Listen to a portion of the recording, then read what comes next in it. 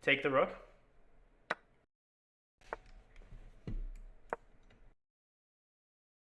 Then it was. Okay, e4. Knight f3. Take. Knight back to f3. Take the rook. Go back to f1 with the bishop. Okay, go back to g1 with the knight. Take the rook. Okay, start playing.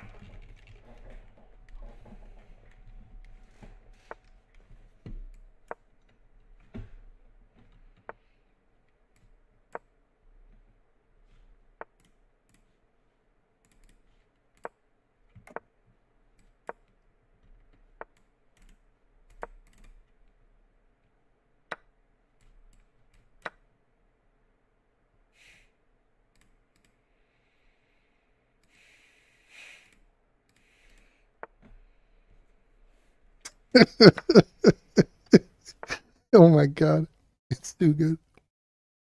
Anya.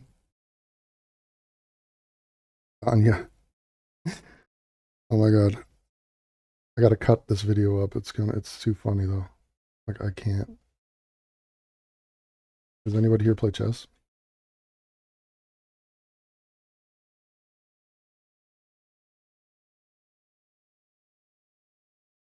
Holy shit.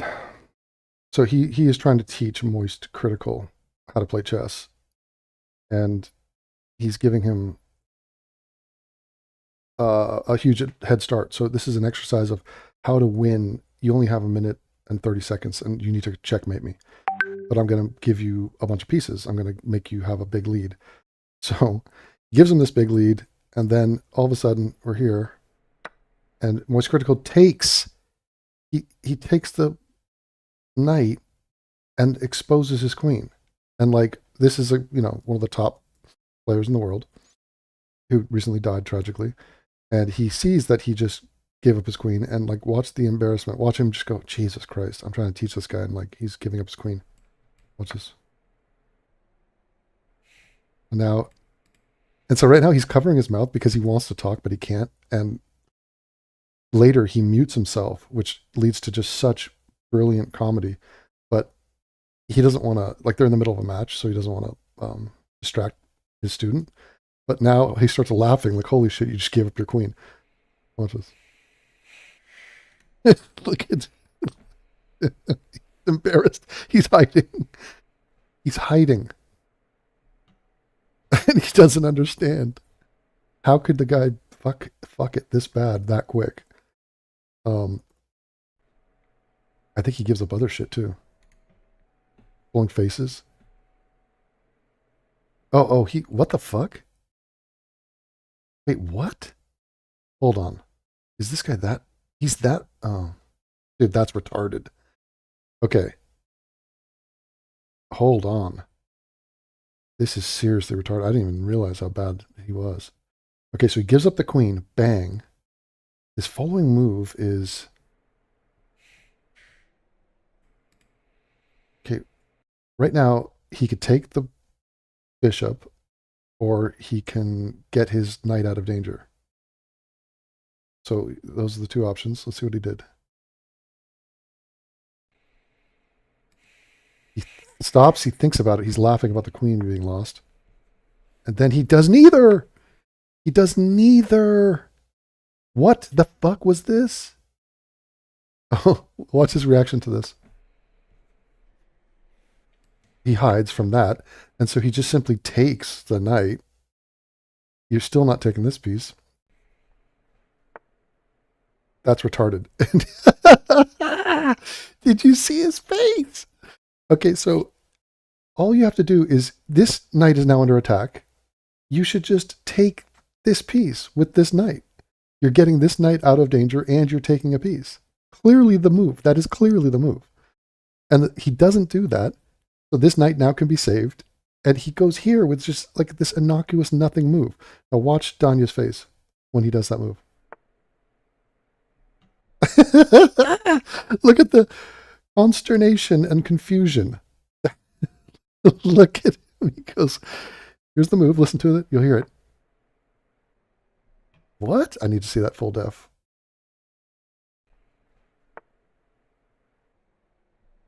He's trying to figure out how. How are you not cognizant of any of this? Like, what is happening? But he has to bite his tongue because he's on mute. And now he's pulling faces to the camera. Wow. So he gets out of danger with his bishop. Like, he's literally trying to lose here. He's like, dude. Okay, I muted myself in the call, so I can actually do that. The sad thing is he's up 2 rooks, and this is a legitimate strategy. You can't give up your queen to basically get rid of all my pieces. Okay.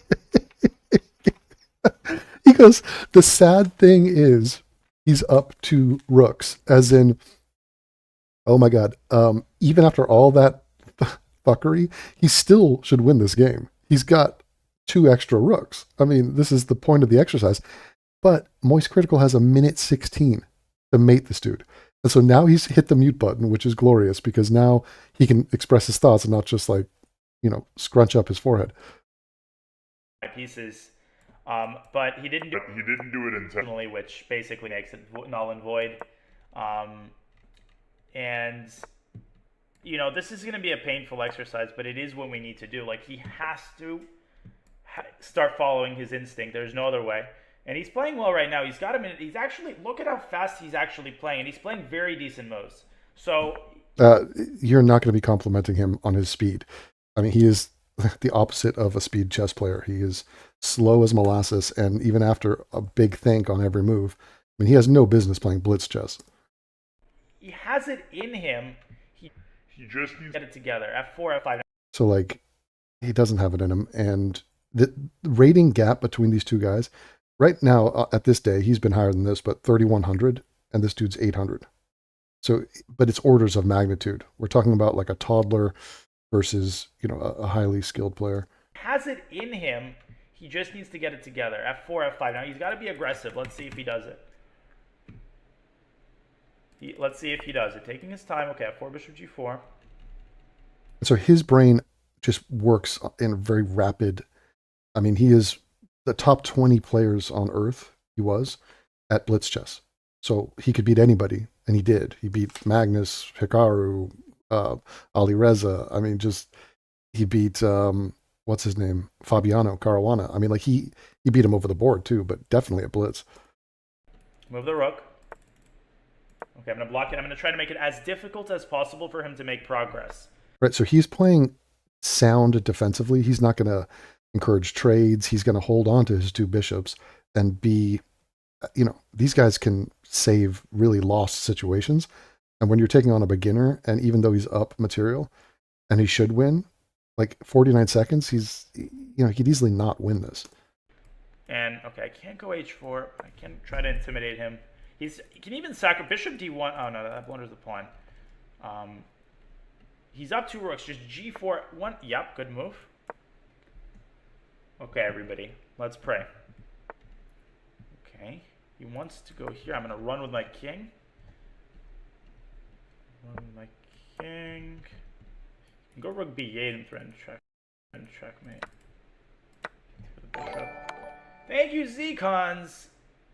Z-Cons. I recognize that name somewhere. Thanks for the sub, man. Appreciate the 2-1. Thank you guys for all the support. You're amazing. Okay, this is unrated. Oh, and he blunders a rook. Okay, he's still completely winning. Maybe he actually sacrificed it. He did not. The benefit of the doubt, sacrificed it. He did not sacrifice that rook. He just lost another piece. E6 here wins. Okay, good. Wow. I'm telling you, he's got the instinct. Yeah, from CSC. Oh, I know who you are. Oh my god. Can I don't want to say dox your first name, but I know you are. Wow, small world.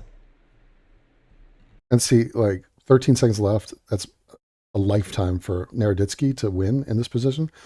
For Charlie, there's no way. Like he's got a rook and 2 bishops. He cannot mate this guy. High school buzz.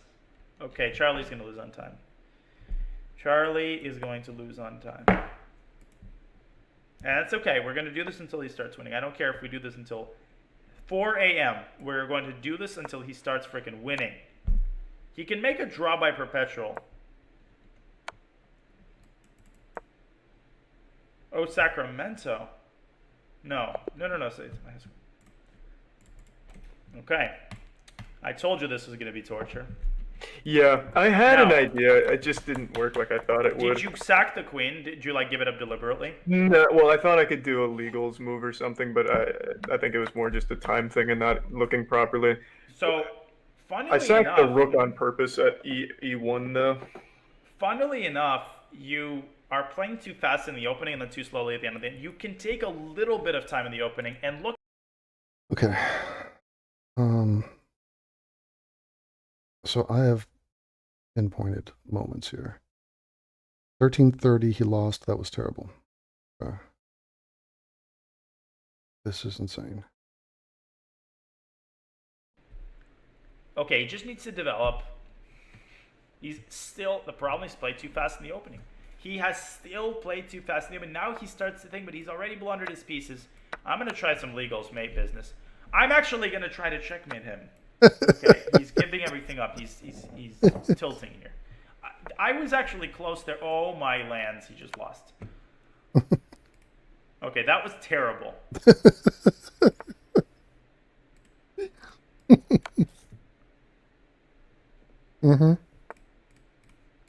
Daniel Naroditsky, ruthless. With even only 3 pieces, he's beating this guy with 2 rooks and a queen, up everything, and he's just like, oh, he can't help but play brilliant moves. And he's like, actually, let me just punish him right now.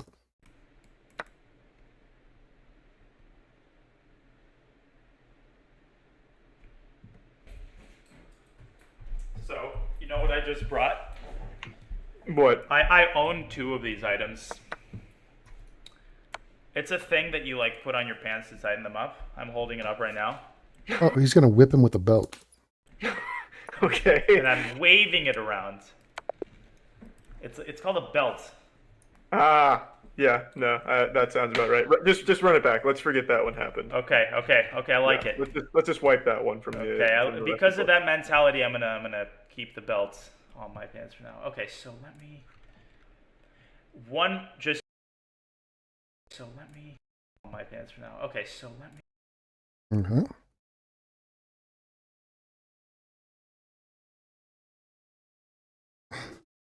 $15.30. Mm-hmm. Now I can sense that.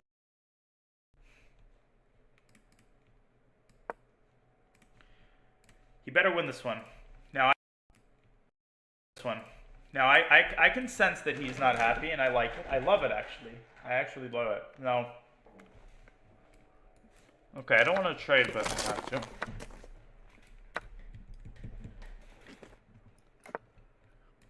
Okay, so basically, my strategy is to. I'm actually disturbed to have to do this, but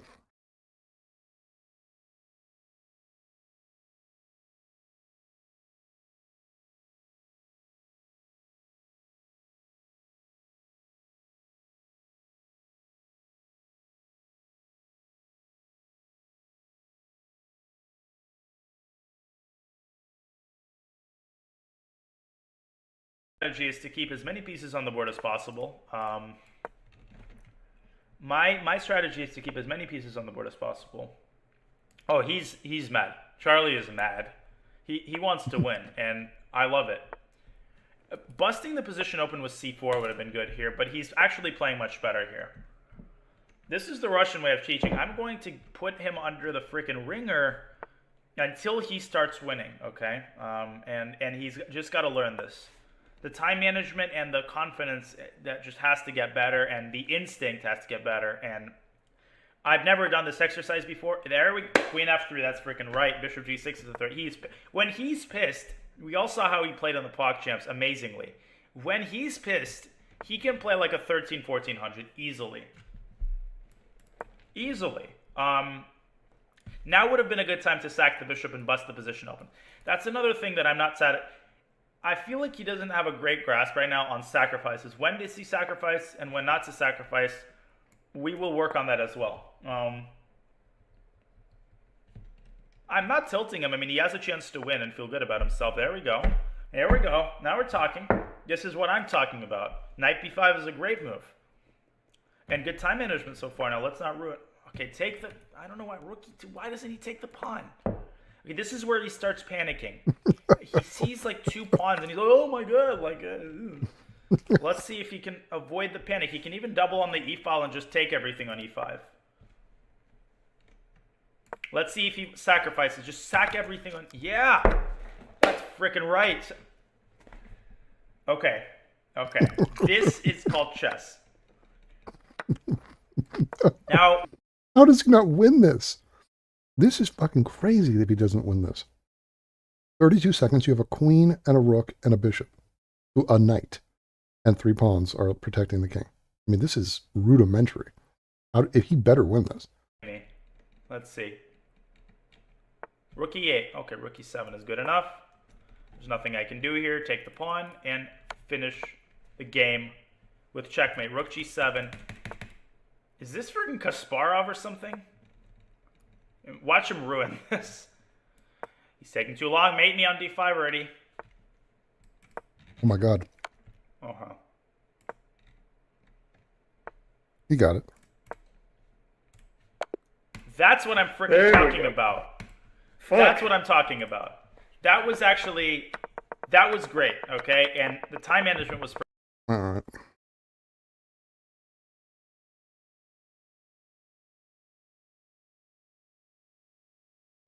Busted open, checkmate me. 23-45. So when you have a rook on the 7th that's cutting... Knight f3. Take my rook. Start playing. Okay. This is obviously going to be a challenge, but we'll see how he handles it. And yep, perfect. That's freaking right. Bust it open, quickly checkmate me. Don't give me even a chance. Just develop pieces. Right. I mean, this is fine. This is fine. He's giving up a pawn. c4 is good here. Just chasing the knight away. c4 is good here. Castling, totally fine to develop. Now, the challenge for him, I think, is going to be like actually delivering the final blows. Rook e1, x-raying. I'm going to try to keep as many pieces on the board as possible. I hope you guys are enjoying this. It's something new. I don't know if it's going to be effective. I make mistakes too in my instruction, but I think that it's really just going to help him see that he can find moves when he's really locked in. Okay, training, knight e5, activate, knight c3 to d5 is also good. Yeah, knight d5 is good here. Just put the knight on an outpost, trade it, and when this is perfectly fine as well. Hey, Proffer. Yeah, so I'm going to try to develop more of these exercises for him. Just to make him a little bit more fluent at applying concepts. I think he knows a lot of concepts, but he sometimes struggles to figure out how to... Okay, knight e5. The fact that he thought for like 10 seconds here, I don't like. Queen e8. Check. Go. Take the pawn. Mate me. Stop thinking this. Just go. Take the pawn. That's good enough. I'm going to try to scare him. Knight g5 is basically made in a couple moves here. He's taking too long, but finding the move. Take f7. Take f7. Taking too long. He's just taking too long. He's not going to make it now. I mean, this is just... He has made in 2, but he's not going to see it.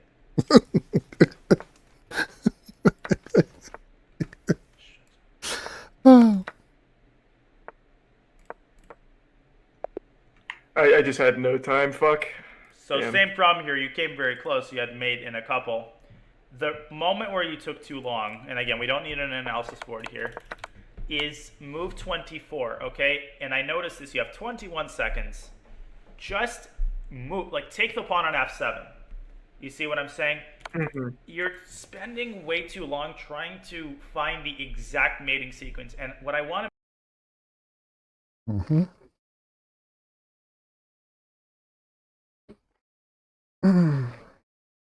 28 minutes. The belt is here. Yep, queen g4 I really like. Have to defend this pawn somehow. Thanks, Reverse Merman. Thank you so much for the sub. The hype is strong today, guys. I really appreciate support. Let's get this to 2,500. Amazing. Okay, so knight c6. Yeah, he narrowly avoided disaster. Now I would just sack the queen for e6, honestly. I would just sack it. And he's okay, he sacks it this way, but probably missed it. Okay, now that's not good. Now he gives the knight up. He loses his cool in these positions somehow. He just doesn't retain his calm when one thing goes wrong. h6 probably. Okay, I'm telling you, I can just sense it. He loses his calm completely, and we need to work on that. He needs to improve. Thank you, Cranked, for the sub. Now I'm actually objectively better. Whoa! Lodges, tier 3. How many pieces is he gonna blunder?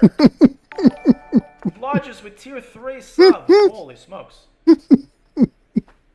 Yep.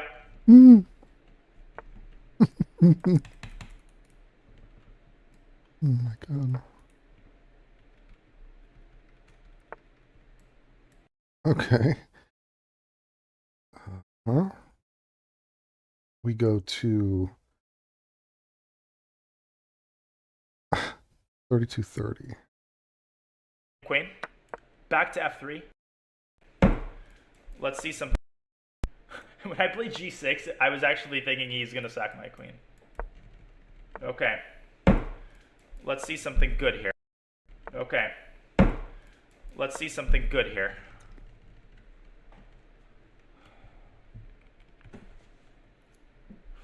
This is unacceptable game. That's right. Now he's going to win this game, mark my words. And I'm not going to try to lose. I'm going to play. You guys see that I actually try really hard to make it difficult for him. I'm not trying to do this to make him look good, because what are we doing this for in the end of the day? Now, I said 10 seconds. I didn't say 30 seconds. I didn't say 20 seconds. I said take 10 seconds at the start, not 5 hours. But let's see how this works out for him. Well, the question at the end of the day that a lot of people actually say no to.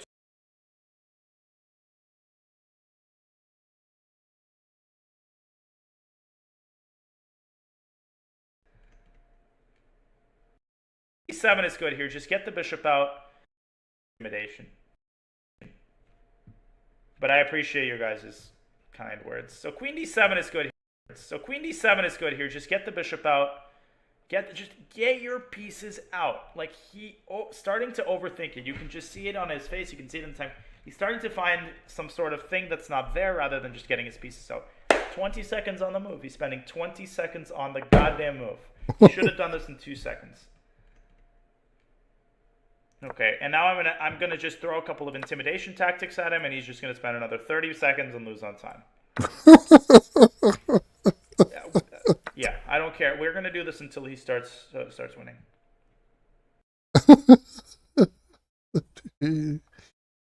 Oh my god.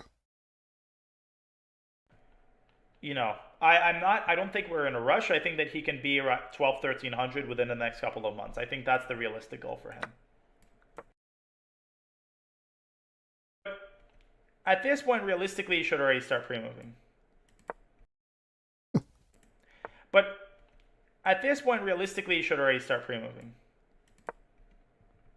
he should realistically start pre-moving. We're facing the demon in the eyes. We're performing an exorcism right now. It's not supposed to be pretty. We're performing an exorcism right now. It's not supposed to be pretty. But we'll get this demon out. So, where did you spend... I want you to go through the game and tell me which move you spent too long. What was the move that killed you? Because you started 13. perfectly.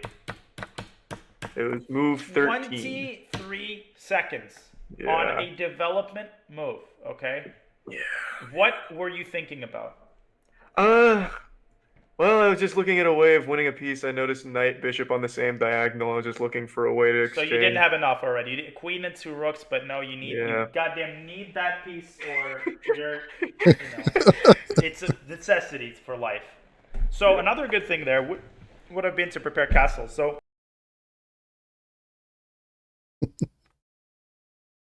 Oh my god. we're gonna drop our bishop back here to stop. Now bishop b5 here. Let's we have perfected this. Okay. He's gonna. I can feel it too. He's got it. He's got it. Whoops. Oh, I mouse slipped. I didn't mean to do that. I meant to play knight f6. But okay, this is fine. We're gonna drop our bishop back here to stop. Now bishop b5 here. Let's see it. Taking his time. Good. I mean, this exercise is going to build his speed, his confidence. It's going to show him eventually that he's got the instincts to take him to 12, 1300, but he's not combining them in the right way. So hopefully this will help. Okay.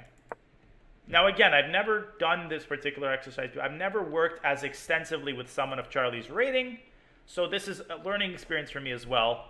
I am also hopefully going to become better at what I do, and this is a lot of fun for me to see how the various things we do impact his play. He does need to play bullet and blitz, I agree, yeah. He will need to play some more 3-minute chess. 95. Oh, what is it? Why?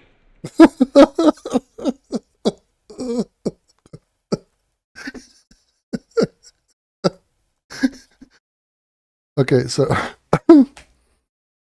he took his horse and just hung it, just put it into the fire right in the line of this bishop. It served no purpose. It's like, was he targeting this pawn? Like, how did you not see that this knight is, or this bishop is there? How? And so this is, Daniel Naroditsky goes, what? Why? Look at this. Yeah, he will need to play some more 3-minute chess. 95. Oh, what is it? Why? Look at his brow. Look at, as this horse comes here, watch it's like an insult to his spirit that a player that he is playing made that shit of a move in his presence. Look at his, but I love the furrowed brow and then the vocalization. 95. Oh, what is it? Why? How do you blunder like that? Perfect play move for 16 moves. Now he's gonna panic and start throwing me everything. He's gonna take on. How do you do it? I don't know how. Oh my god. Throwing me everything. He's gonna take on h5 or something. Okay, there comes the 15 move. There comes the 15-second think. Here comes the 15-second think. There we go, and he's gonna think for 20 seconds and lose on time again. f4 is a perfectly good move. Now move your queen. This move should take 1 second. Immediately. Queen is hanging with the queen.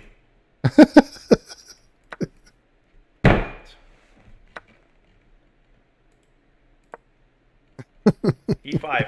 Let's see if he finds e5. Bust it open, just like we talked about. Okay, fine. Bishop g5 is good.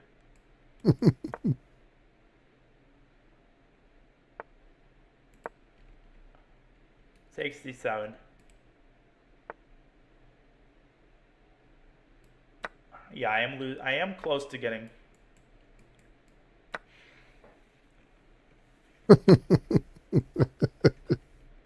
Whatsoever, I can do whatever the hell I want. I can invite a zebra into my apartment and he'll lose on time.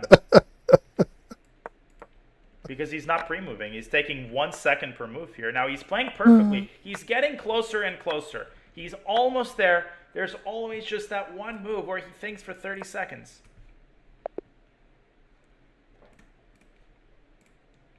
Okay, we're going to add a wrinkle to this exercise. If you think for 15 seconds or longer on any one move, 1 second, let me see. Yes, I will go back on the call and force you to resign that game. Okay.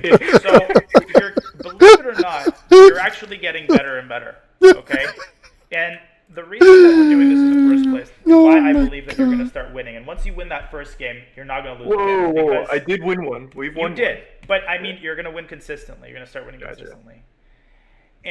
Oh my God. And It's so funny. Holy shit. So he has a new rule in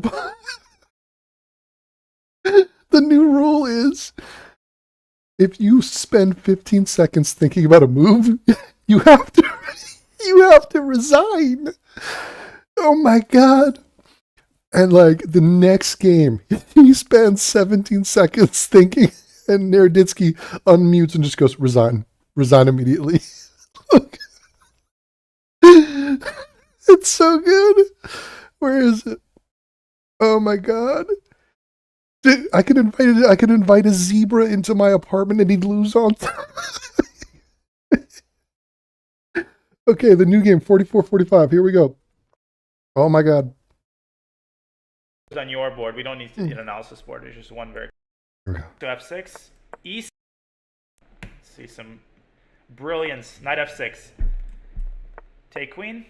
Back to F6. E6. Oh, shit. Oh, sorry. that's fine. No, it doesn't matter. It doesn't matter. It's all good. Take the rook. Back to F8. Take the rook. This is actually kind of funny. Okay. Go. I tried to play a trick on him by saying go to encourage him to play quickly, but I like that he took some time. Bishop C5. There. That's right. This is it. Now he's going to play too fast and he's going to blunder all of his pieces. Watch it. Or maybe he'll actually do it right this time. Yes, you'll have to email me. I am, as I've said, teaching-wise, I am really booked up right now. So I don't have very much availability, but you can still email me and I will institute a waiting list. And, so I'm still figuring all of this out, guys. It's been 7 months since I've started teaching full-time. So, I'm still a rookie at a lot of the logistical aspects of it. But, this is great. So let's go. E4. He can even play E4 and open up the D file. I don't have any pieces left. Bishop G4. We're going to make this harder the next game because I'm going to take up the center and we're going to see how he does it then. Okay. Good. I'm going to try to avoid trades. Bishop E6 here is good. It's like every move should accomplish one of three things. It should either involve a piece into the game, trade a piece, or bust open the center. Loafs, really, I was under the impression that I went through all of my emails and responded to everyone, but I will check that again. You might have to email me twice. Again, if you saw my inbox, I think you would be maybe a little bit more sympathetic toward me missing an email here and there. I don't have a secretary. So if you've emailed me and not received a response, please just email me again, or just keep emailing me until I do respond. I don't get offended at that. Move. He's still too slow. I mean, I'm going to break something right now.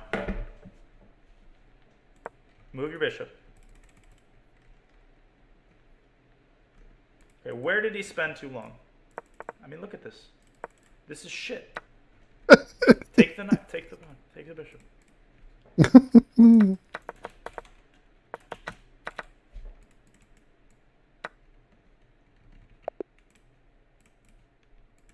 Okay.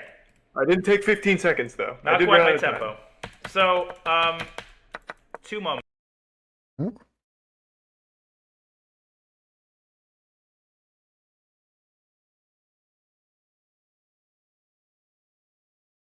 This is shit. 4850. Oh my God. Plan, but you follow your instincts virtually. Back to F3. But I'm making these moves fast. Bishop E2. Take the rook. All right. He's getting there, trust me. He is going to get there, and then he will reap the rewards of this for the entirety of his chess career. First move that comes to mind. What was his time situation when he started? If he thinks for 15 seconds, the game is over. Did anybody see how much time he had? That's it? Okay, resign. That was 15 seconds? Why don't you resign and then we'll see. I think that was like more like 20.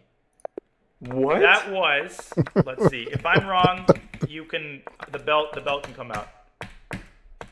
That was 25. That was right on the dot 17 seconds before when I told you to resign. No fucking way. What? 122, and the moment you I resigned don't was 57. I don't see that. Where do you see that? So when you just played through the game on your stream, you see there's the timestamps. Look, 122, 57. So I told you to resign at around the 1 minute and 3 second mark. I gave you even some extra time. Amazing. Why didn't you take the pawn? As soon as I offer a trade, you take the pawn, you develop the knight. What were you thinking about? Well, again, I didn't know if it'd be better to develop the knight first and take with knight and hold that, or just take the pawn and make that. It's like every game is like you're skydiving, you have the parachute, you know it's working, and you just don't jump. The moment you jump, you will experience bliss of you will experience unthinkable bliss when you realize how good your instincts actually are. God, that felt like literally maybe 6 seconds. Yeah. Also, holy shit, $100 from SG.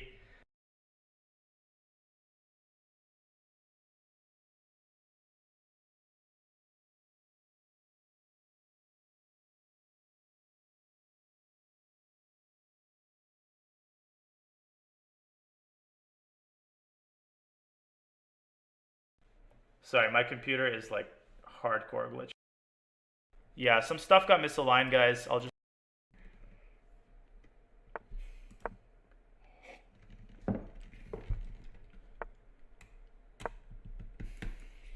A6, move. Move your ass. This is good. This is a very promising beginning. And I'm going to try to prevent him from going d5. Queen a5 check. See the queen. Get it out. Knight b4 is good.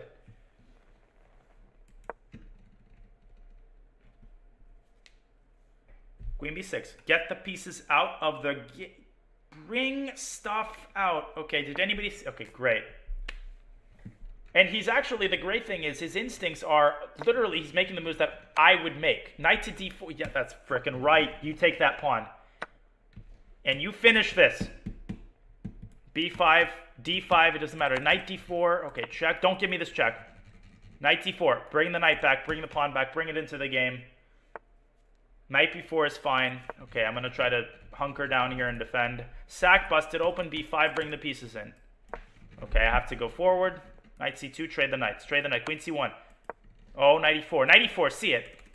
See the pin. See, knight takes c4. Please see it. See it, see it, see it. How many times do we need to go over the concept of a pin and an immobile pawn? See it. Oh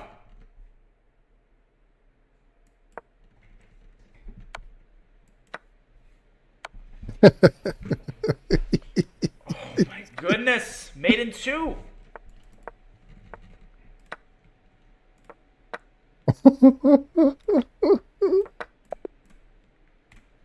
Yeah, that was just Mate the issue. in two. So go to move. Perfect play for 20 moves. For more than 20 moves. Move 23. And you spent... So move 23. Two things. First of all, find you have checkmate in 2 moves from that position. And your Achilles heel tactically right now has switched from forks to pins. I feel like you're just not looking at the pins in a position. You have to look at them. Move 23, find it.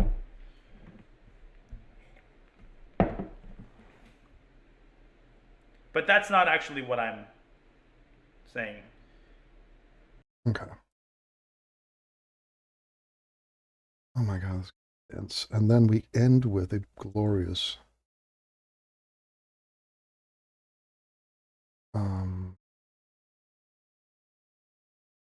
55. So like I'm just telling you what moves to make. So move the king back to either d1 or c1 and then find the mate.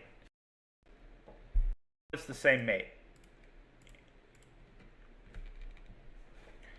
Yeah, so just bring it all the way back to A1. Bingo. And so, but that's, I don't care about that. 14 seconds. From 25 to 11. If you don't know what to do, there should be like a decision tree. Like, Bring it all the way back to and so, A1. bingo. And so, but I don't care about that. I don't care about that. 14 seconds from 25 to 11. If you don't know what to do, there should be like a decision tree, like a checklist, right? You don't know what to do, bring pieces in. The move B5 that you made is a good move. But that should happen within 3 seconds. Shit, I don't know what to do. I don't have enough pieces in the attack. Bring more pieces in. How? B5, get the bishop out. Sacrifice, I don't care. You see? Now, the improvement is the first 15 moves were literally just like perfect. E5, you went.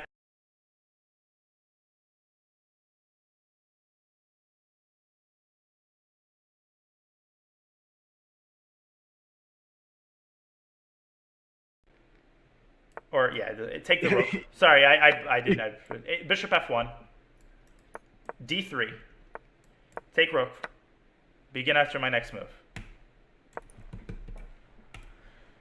Okay. This is where men are made. This is where it's made. This is simply where it's made. Here we go. Okay, what is going on with the...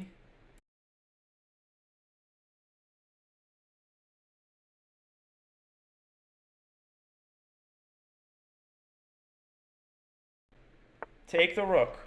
Bishop E6.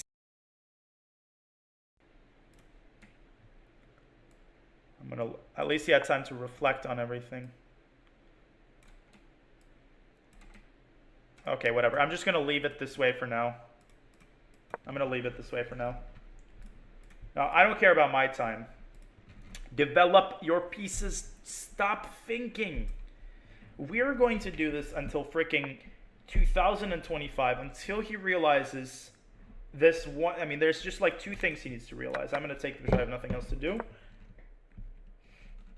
He's in the gulag right now. He's in the Russian freaking gulag with the work camps, and he's toiling away, and he's going to come out stronger.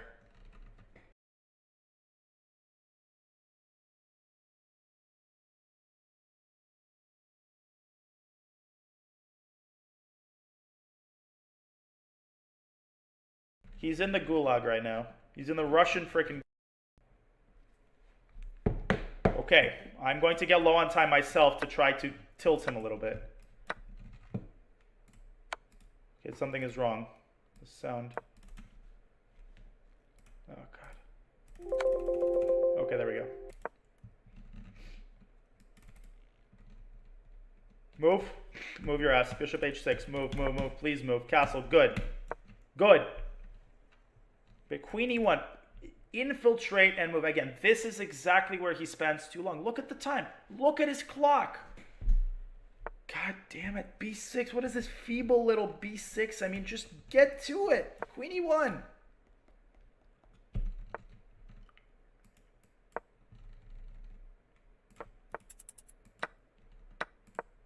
Oh, shit, he cannot passant me. Oh my God. He actually saw it. Get the king and get the rook in. Get the pieces in.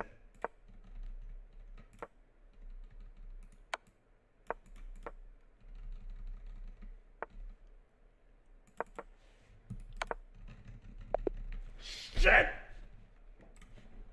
Well, I made the move. It just wasn't fast enough. Rook C3. It's made in two there, yeah?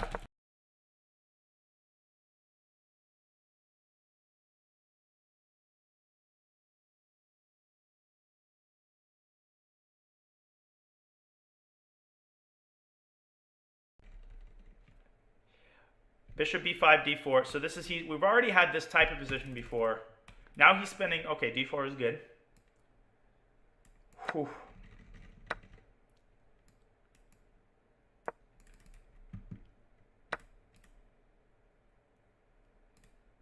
Well, the reality is,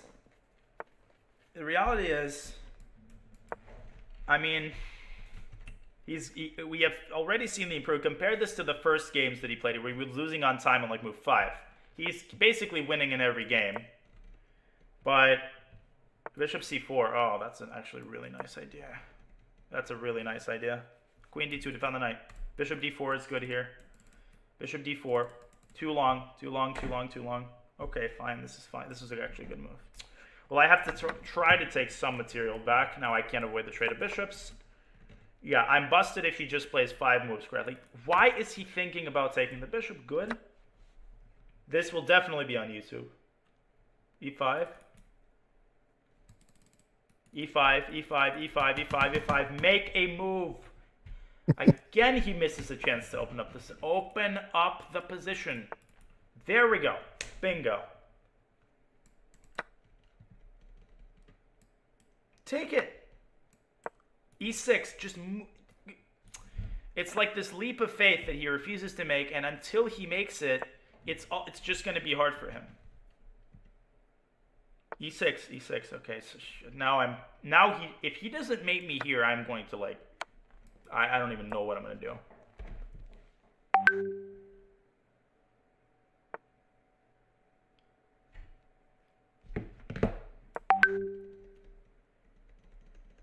Okay, Charlie, get your queen in. What is he thinking about?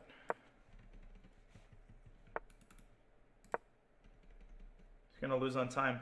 3 seconds on this move. I mean, are you kidding me? He's got to pre-move this. Pre-move. Oh. I have a simple question for you.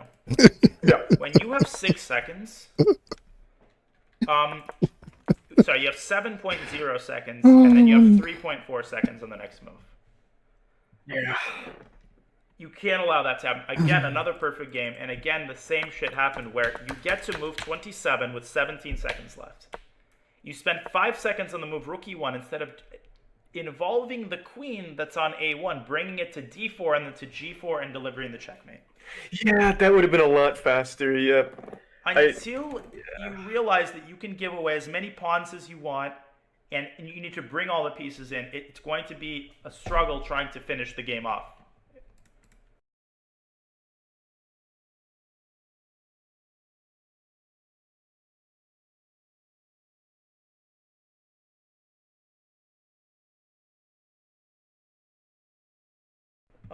We have a lot of work to do for him to cross to the next level realistically, to 1200, but we'll get it done. Knight d5, move. Knight d5, bishop g5, make a move. Take f6, knight d5. I mean, he's just crushing now. Take f6, take the knight. Yes. Yes. Take c7, see it. Okay, fine, knight e5. Doesn't see the pawn. Take h5. Okay, I'm going to chase his queen around. Okay, good. I mean, I'm going to try to escape as much as possible. He's taking too long still, but it's gotten a lot better. Knight d5.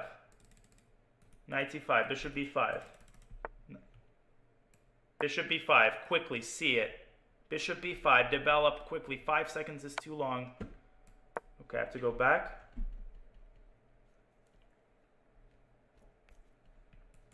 I mean, okay, great. Look at the quality of his moves and look at how much it's improved. His time is not good, and we need to still work on that. Don't move the knight. Queen c8. Bust it open. f4, f4, f4. Move.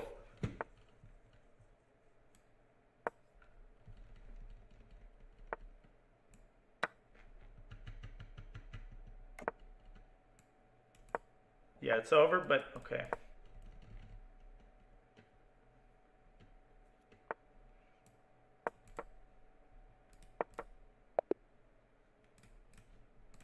One more.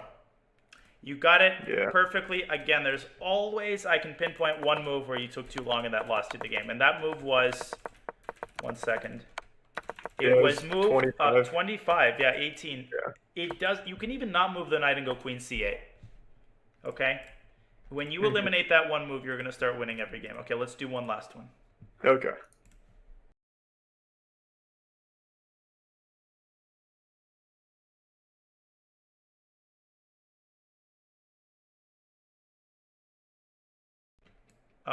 Back to f6, d6.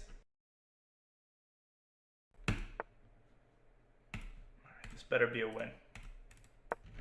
Oh my God, I love this. Okay, we're going to do this again. 200 bits. Thank you so much for the 5 gifted subs. Sorry. This made me crack up. So after all this frustration. He keeps losing. He's not, getting better. Naroditsky is frustrated that he can't teach this idiot how to be a little bit better at chess. And like not even basic concepts, like just move quickly, like get your pieces out. And it comes to a head in this final game where this knight right here, oh God, he just will not get the knight out. Watch this. Sorry, I didn't thank the amazing support that was coming my way. You guys are the best. Thanks. Get the knight out. Just gifted and subbed. Get the knight out. Knight c6 develop, Charlie, develop. He just said that. He said knight c6. We're saying knight, go to here. Get it out. Offer trades. Like you're up huge. Knight c6 develop, Charlie, develop. Nope. No, I do have to go, and I actually have a lesson. My student is very graciously waiting. So to me, my lessons are still, crucially important for me to be able to hone these skills. Take the knight. So you don't get one without the other, folks. You don't get one without the other. So time is ticking. Under a minute. Move. Why? If I could make a brain scan right now, this move should have been done in 1 second. Bingo. 2 pawns hanging. He's got to take this one. Knight c6. Move. Bishop c4. Let's go. This is what we see. He's excited that he found bishop's c4, so it's protected by the knight. He's going to offer a trade here, so he's excited. He's like, see, this is finally my student is learning. Yeah. This is what we call chess. Boom. Take the bishop. He's thinking about this rather than just a trade. I'm going to try to psych him out here. Don't give me a check on d1. Move the bishop back, and he did it in 2 seconds. Now he's praising him for his time management, even though he's got 35 seconds. Now, Naroditsky has a bishop and a knight, and that's it. And just a king by itself. So all of these pieces, you just send them all and checkmate them. Got to get them out. And to do that, well, first of all, to get this rook out, you need to get this knight out. So you got to get the knight out. So he's knight c6, knight c6, knight c6, knight c6, knight c6. I mean, just do it. Then get the rooks out, and then get the queen out, and then just trade and get his shit. Watch. But he's getting frustrated. This is the final game. He's got another student he's got to teach. Seconds. Knight c6, develop. When in doubt, develop. Too much time, too long, but he's developing, he's bringing the pieces out. We just need to figure out, we need to just clean that up. This is amazing. So he's referenced knight c6 from the start of this game. He's saying, get that damn knight out, knight c6. And he's trying to paint it in the best way possible. He's like, look, he has a little thing on time, but his instincts are there. I think he's learning. Let's watch this. Too much time, too long, but he's developing, he's bringing the pieces out. We just need to figure out, And then this is the critical moment where in this position where he's got these pieces, it's not actually that obvious how to see, because he's dominating this open file. But where are you going here? The queen can't go here. Bishop can't go here. The knight can go here, but to what end? Okay. Can't go here. The pawn's defending. Can't go here. Bishop's defending. Can't go here. So any infiltration point is sort of guarded. It's kind of a useless tactic here. So you need to trade. You need to get this fucking the knight out. Got to get the knight out and send him. Just enter into the fray. And instead, Charlie's about to make this move. Pawn to c6. And what that does is it blocks the knight from getting out, which he's been begging for him to get that knight out. And instead he pushes the pawn up one, thus entombing both the the knight and the rook. And it's just too much for him to handle. He's in the middle of trying to put a positive spin on this, and he notices the move pawn to c6, and his face is overcome with just what the fuck are you doing? He goes, what? He goes, get the knight out. Watch this. To figure out, we need to just clean that up a little bit. That's the move that might... C6? What? Get the knight out. Get queen, knight, pawn, checkmate. Whoa. Queen G1, busted open. Oh my goodness. Gave up Okay, his he queen. might have sacrificed it. Did not sacrifice it. For what purpose? Still the knight's not out. Finally. He's at least getting his pieces out. Oh yeah, with 8 seconds left. Oh. Oh And, my god. and he actually mated him. I saw it at the end. Actually mated him. Oh god. That's ridiculous. Fucking ridiculous. Bishop c4 was excellent. Easy, and you'll see that. We'll start with that the next time. I'll give you for now, Charlie, but I think it's a good time anyway for you. Oh, that's fucking amazing. All right.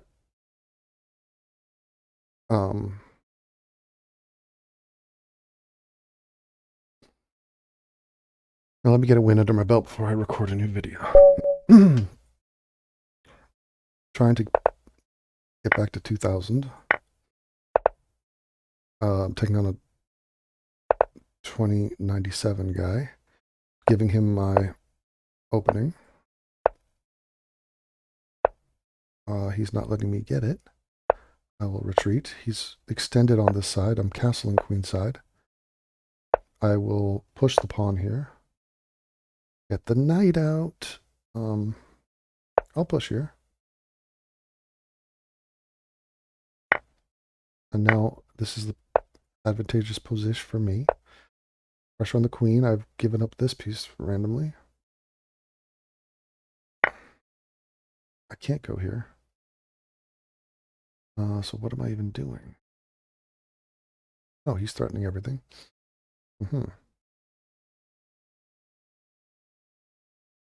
this is stupendously stupid.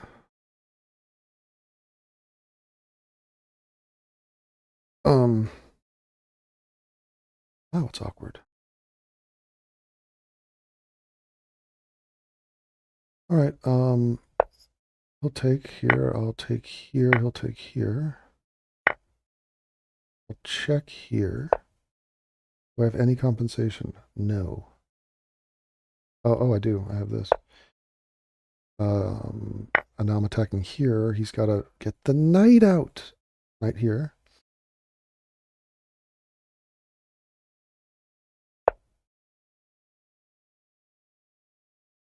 He's attacking my bishop. I'll bring it back here.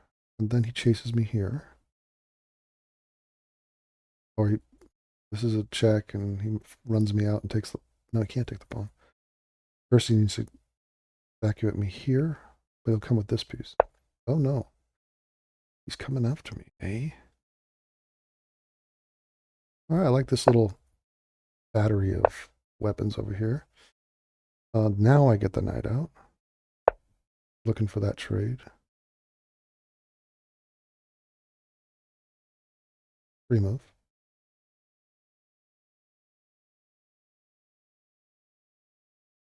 He has these shenanigans, and he'll take a pawn. And then from here, he can go here, checking. He sees it. Does he take the pawn? He does take it first. Okay. So here, I'm running. Oh, he wants check, and then he wants to take. I see. Oh, now I see it. So I gotta roll. Now he comes here, threatening the... Oh, he opens it up immediately. Clever girl. Oh, and he got me anyway. Got me anyway with that shit. I didn't see it. Damn it, I was too exposed in the middle. Now I play on? For what reason? What do I think is my objective here? I've got some freakery afoot. Don't. Okay, this is a check. I'm running. He's taking. No. Where's he going? Pawn pushes? Yeah. Little pawn push. But before that, I'm going to attack here and here, threatening here. Threatening to take. He comes here, which is I'm fucked build. That's fuckerish, but I'm going to take anyway because my pride is too. Let's mating too. He's going to sack here. What is the move even? Push? Sneakily defend? I'm playing pretty like, oh, that's amazing. He found that bitch. And I forced him into finding it. I can still be, I have very little time. And that's the sacrifice. When you know you're up, and I'm toast. Yeah. Jesus. Okay. Painful. Horrifically painful. Again. Andrei Safronov. Same opening. Didn't work last time. Let's see if it works this time. Pieces out.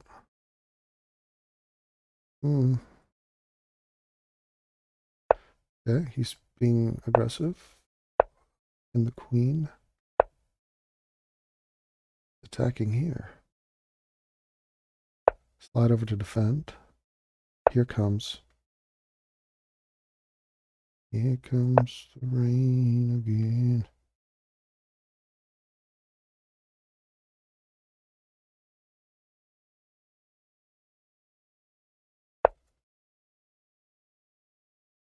Okay, and then he's following with this. I'm going to push here. If this, I will sack. I will sack it. Because once takes comes with check. His king is busted. He's got to hide. He's got to run with the king. Really? He still wants this fork, but he's not going to have time for it. Because once I take, oh, he comes back with the bishop. Okay. But now I come here, defending. He comes here threatening. No, he comes here. Nice. Very nice.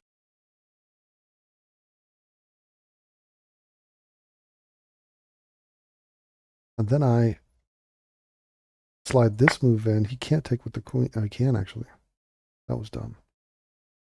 What was I thinking? Still busted up his pawn side. Okay, but it doesn't matter because and he's attacking here. I'm royally fucked. I come here, he attacks with the rook, threatening my queen. That saves me from the fork at least. Look on the bright side. Defending barely. Get this fucking piece out of there already.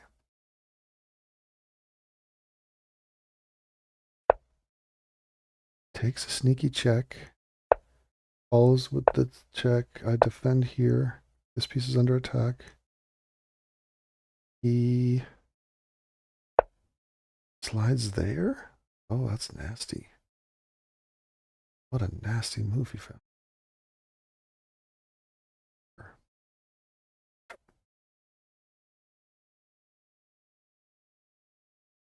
What a motherfucker that dude is. Wow.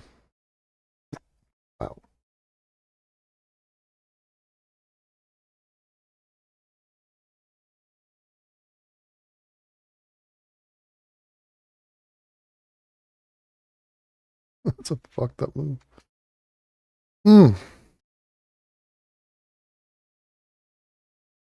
Wow.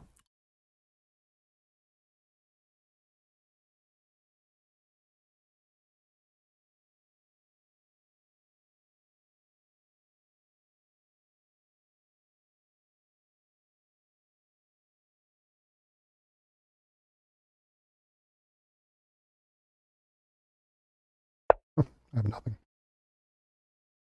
I can do nothing.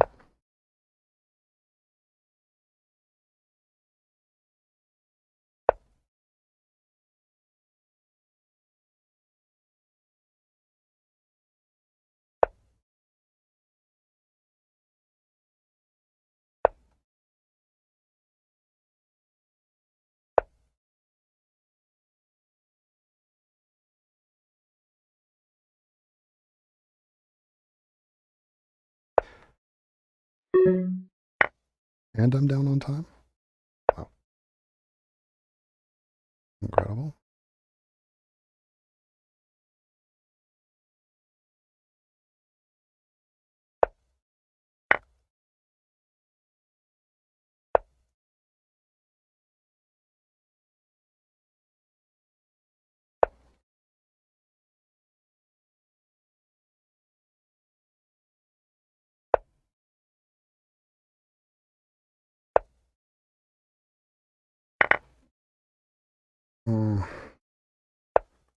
Son of a bitch.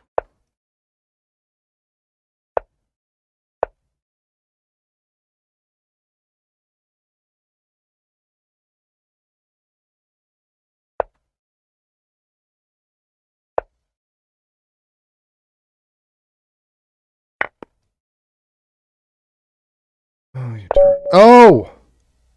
God damn, I was close. Okay. Lost twice.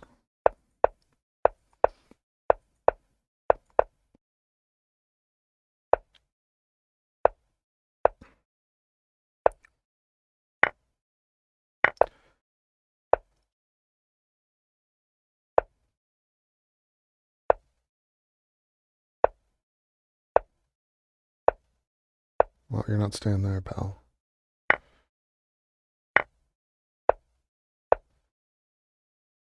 Ooh. Why would I do it? Yep. I saw that. I saw it. I walked into it, and I saw it, and I walked into it.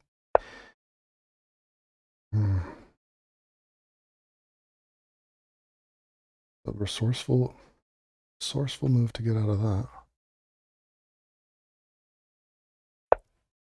And he is extra resourceful. Take. Wow. Hot shit.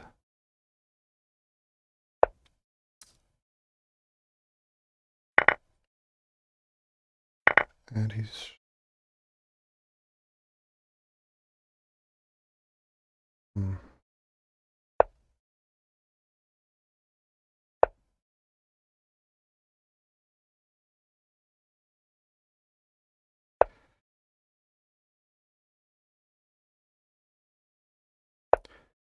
Gotta try to... He takes, I takes, I get my knight centralized. One here and here. He sees the threat, and he takes me, and he's taking this pawn.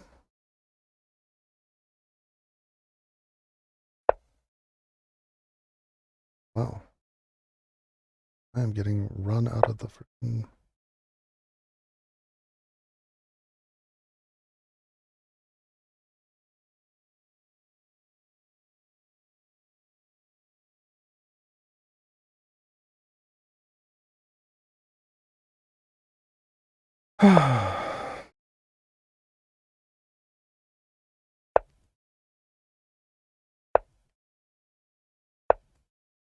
Trying to get my rooks involved, and he checkmates me. Set me up, and that's 3 losses in a row. And he wants nothing more to do with me because I'm too feeble and weak of a player. And now back into my losing ways. Part of a humiliation ritual that I partake in. I've lost a piece already? No, I haven't.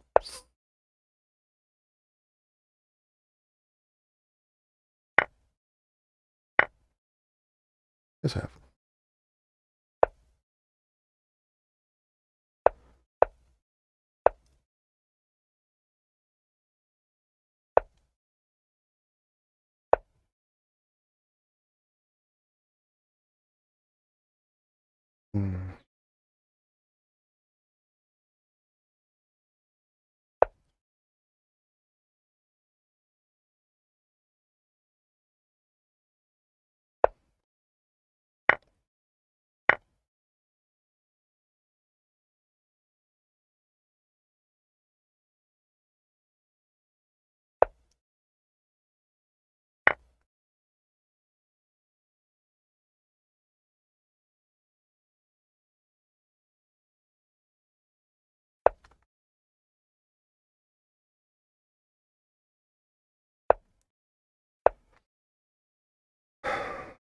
hell?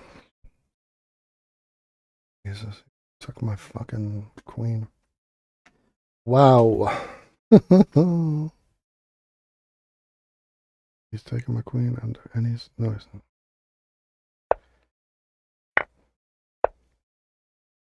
He's getting up multiple pieces.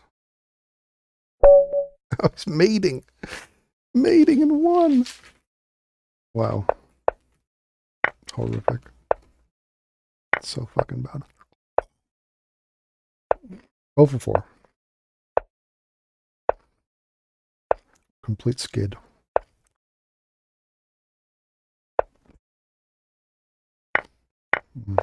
Mm.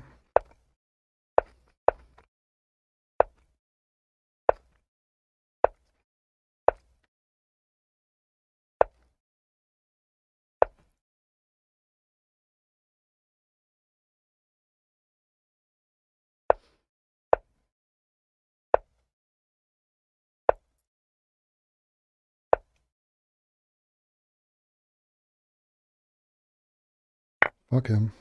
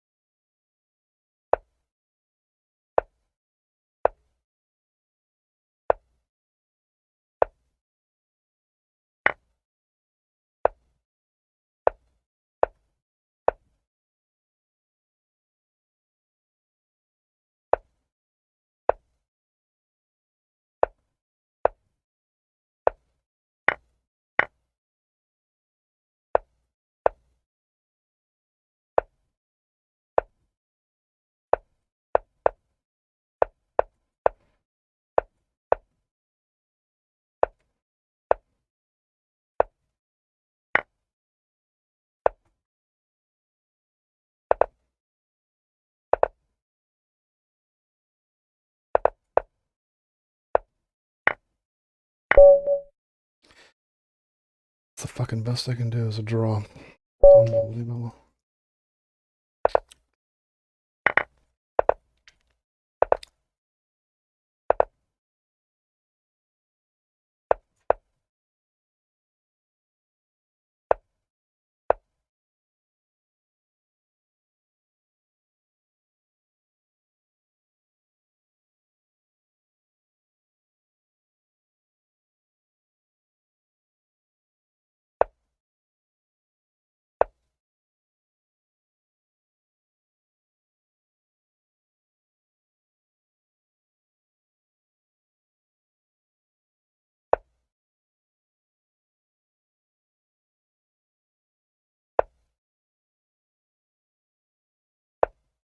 Jesus Christ. How did I not see that? How?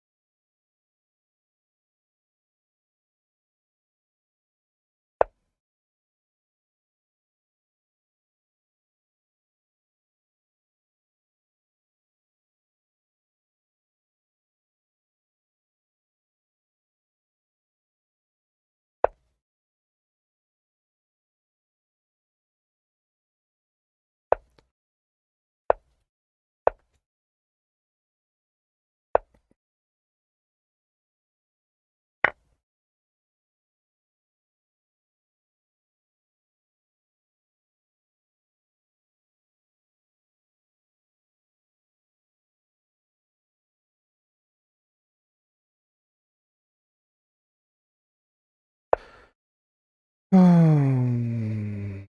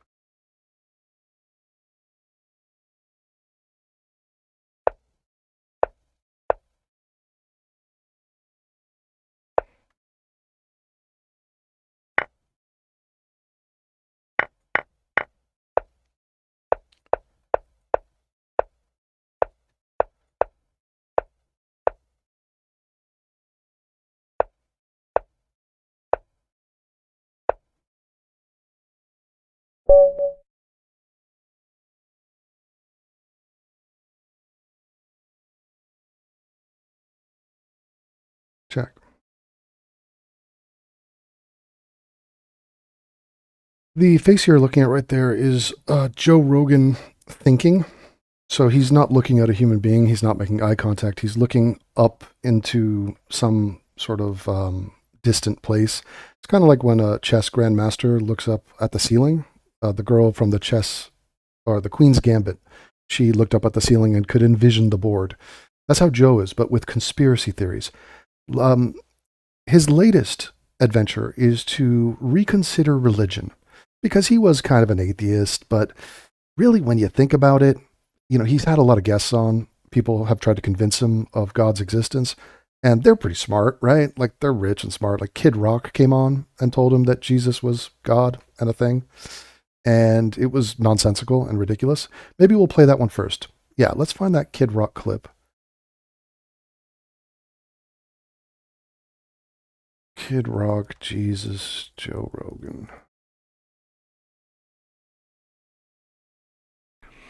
If you could go to one place, where would you go? If you had one shot, you can go back in time. You only get one shot. Do not use your chance to blow.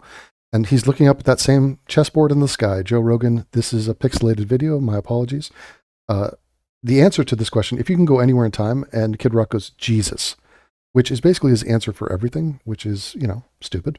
And once and survive and come back to the future, where would you go? Jesus. Jesus. I'd go Jesus. What Jesus at what age? Like, when was Jesus' prime? When was he walking on water? But what if there was nobody there? Even better. I get What them if all to you- myself. Just me and Jesus. No, I mean, what if Jesus What do you plan on doing with the dude by yourself? wasn't there? What if you go back and you're like, I just want to go see Jesus? And you're like, oh, okay. He'd be What there. time? He'd be there. He'd probably like a DJ back then. He was probably a DJ. He's there. So this is the effects of drugs. This is essentially a don't do drugs ad that I'm doing right now. Both of these guys are currently not sober. And like for years of their life, they have retarded their brain with toxins and poisons. You think there's a real Jesus? Mm-hmm. Definitely. Absolutely. 1000%. This is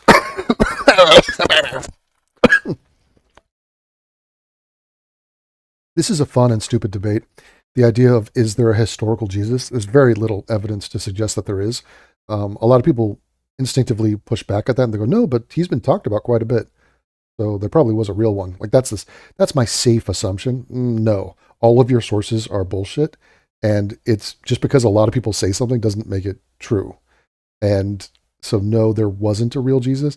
Now, if there was a guy named Jesus, that is not impressive. It doesn't mean anything. And it has no bearing on the supernatural claims that they are making about this dude. So even if there were a rabbi or some Jewish dude back then that was executed named Jesus, doesn't mean anything.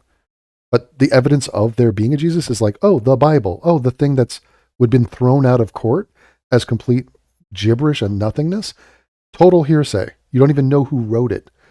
At least with hearsay, people usually know the guy who's doing the hearsay. Like, hey, I heard a guy that I know the guy that told me this. He's saying something happened. And with the Bible, we don't even know the guy that's saying a thing happened.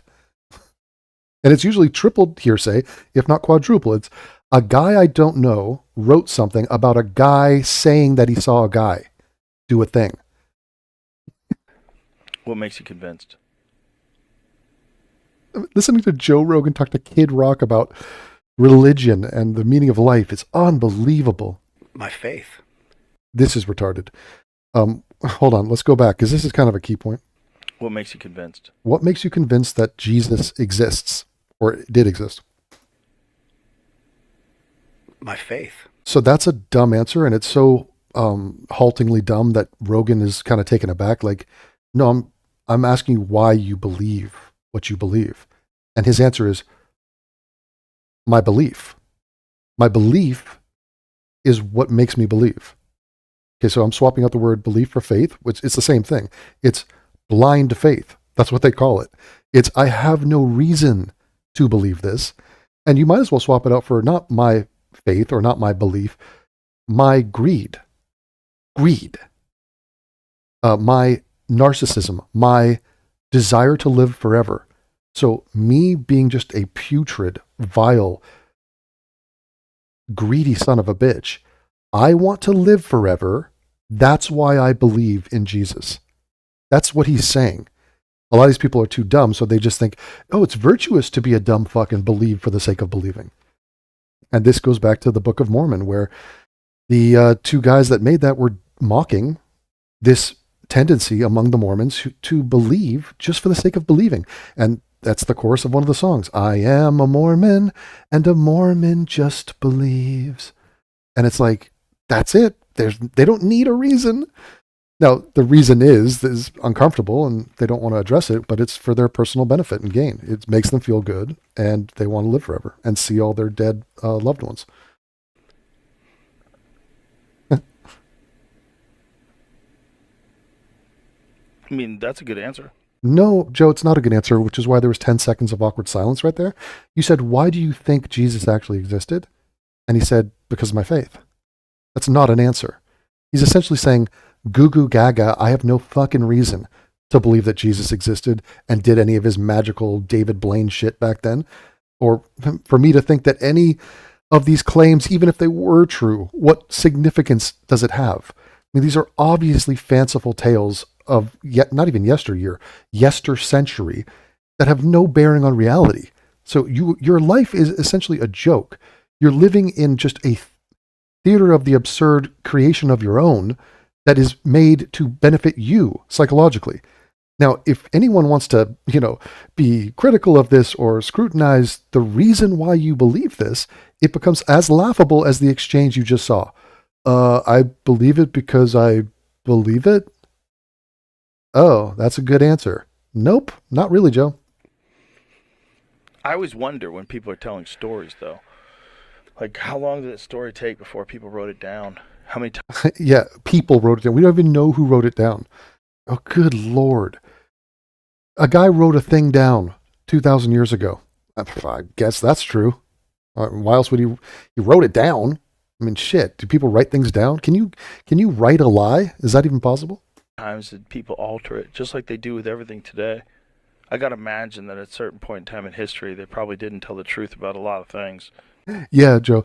If some people lie, Joe is just, he's pondering on the idea that lying is a thing.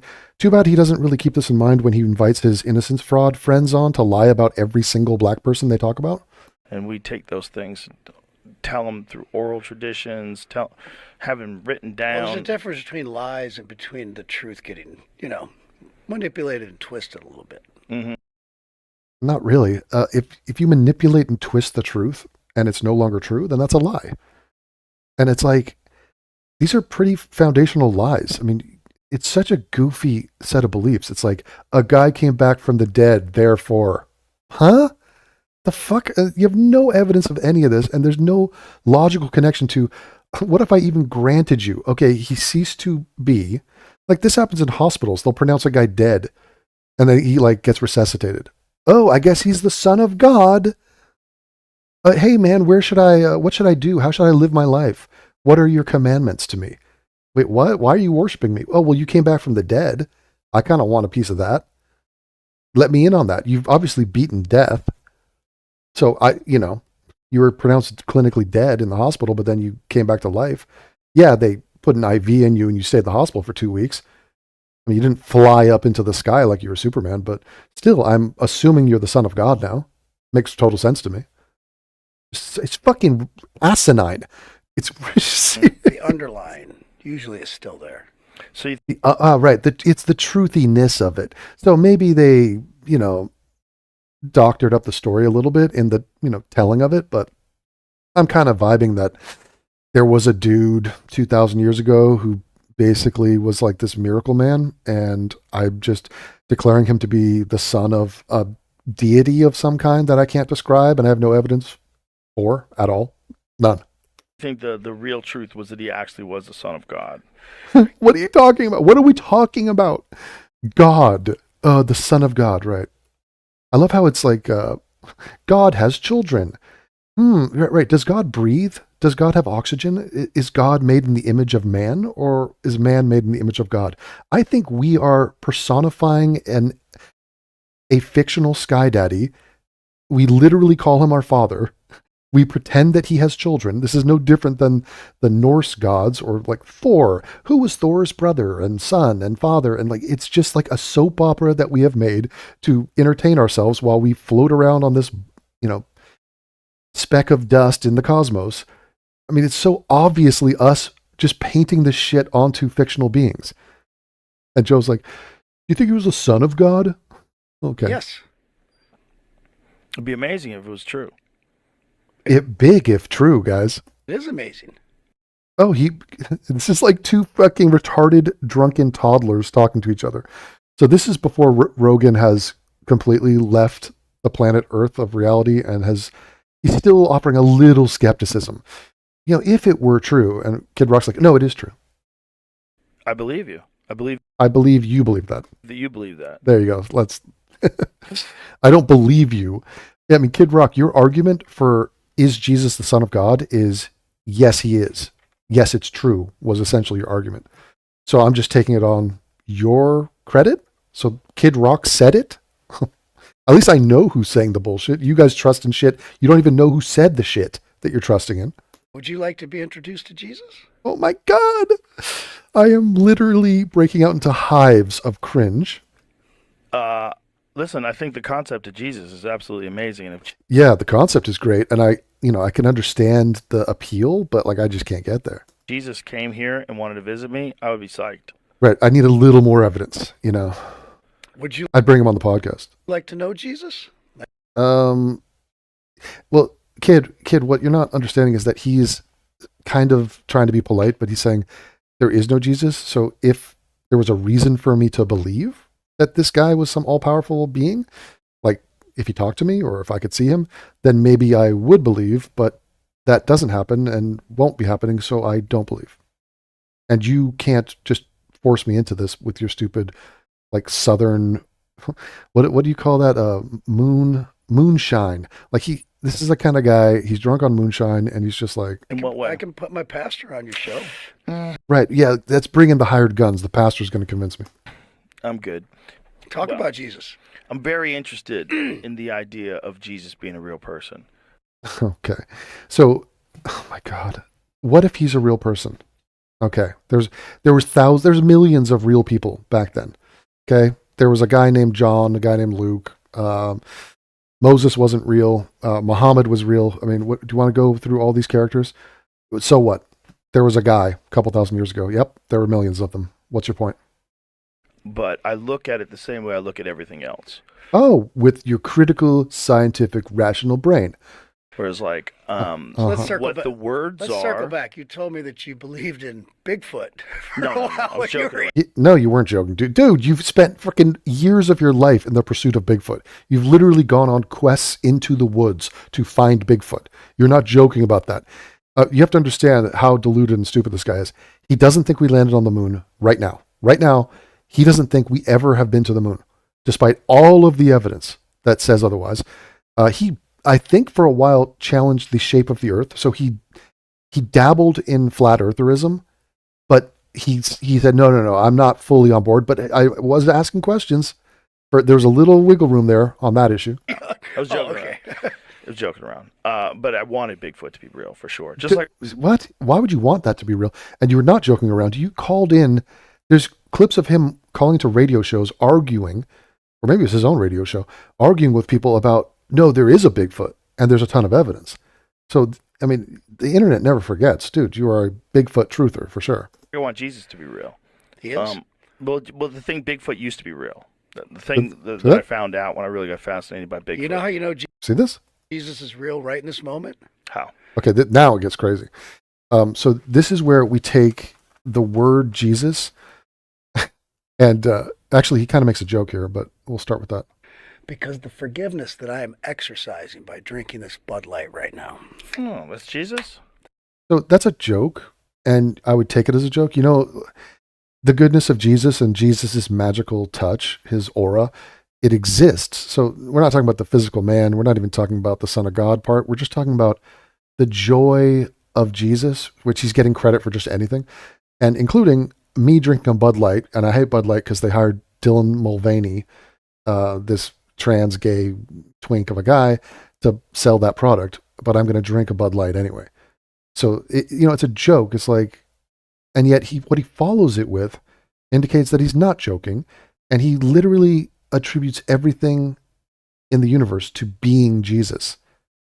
Now, people do this with God, and they turn that into just word salad, where God is fill in the blank. God is this, God is that, God is love, God is happiness, God is the smile on a baby, God. I mean, it's just like, dude, the guy, you're glazing so hard. None of it is God. So the smile of a baby is a smile of a baby. Okay, happiness is happiness. These things, you can't just equate them to a new made-up word that has no meaning and then just say, I'm deciding that there's a magical being and anything good, that's him. Okay, so then what about AIDS and cancer and infant mortality or SIDS? Is that God too? And they're like, no, not so much. That's the devil. Oh, okay, so now we're just playing games. All right. That's Jesus. Jesus is everywhere. He's in this room. He's in the world. He's in the universe. Okay. So why not just say the thing is the thing, the universe? What do you mean he's in this room? This is just like, and these are grown ass men with multiple millions of dollars. So these are people who have the wealth of a king, who are espousing a belief system that is repugnantly beneath all of us. And it's just, it's really unbecoming and such a waste of time for any sentient being who wants to have a worthwhile life to have to circle back and do damage control and explain how asinine and retarded this set of beliefs is. But I'm more than happy to do it, because if you happen to be religious right now, just know that you're a clown. You're an embarrassment. You don't live a life of integrity. You're either dumb or you're willfully blind.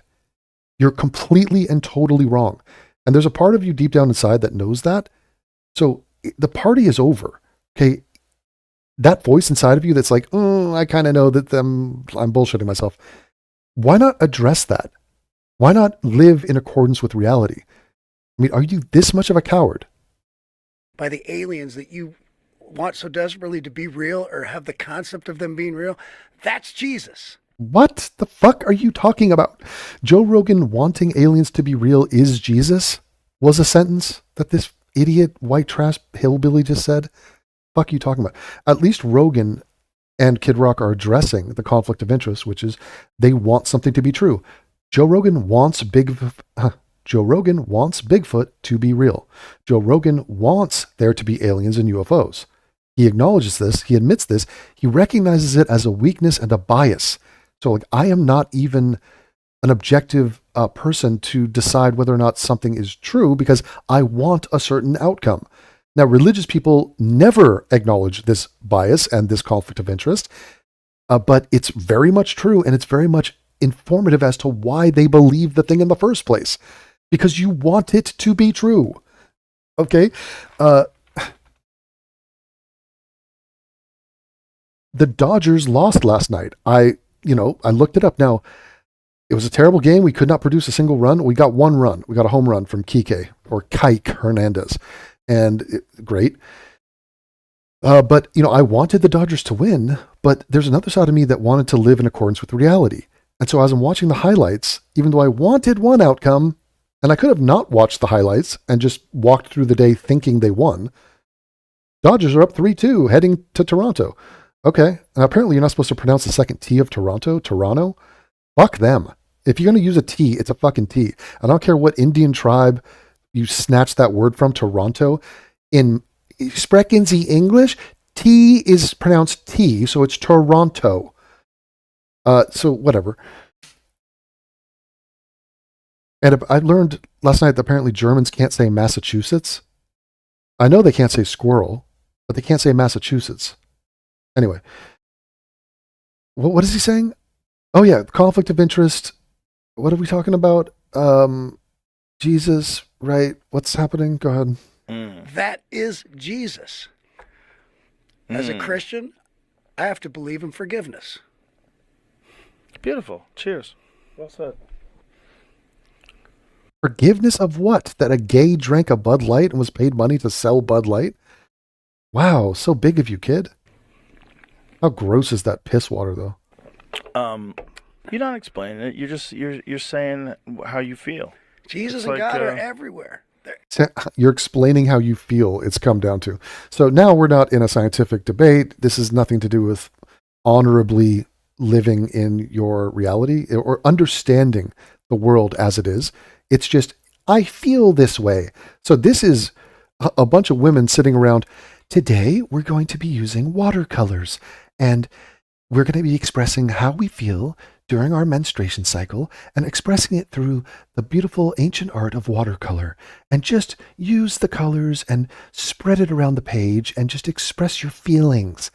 Good, Sally. Sally, I love what you did with the pinks here in the corner, and the purples down here blend so nicely. This has a really lovely feeling to it. That's what we're doing with words right now. And they're talking about their core beliefs of why they think humans are on this planet. Like the entire point and context of their own lives is this fucking dumb, is interpreted by this retarded set of ideas.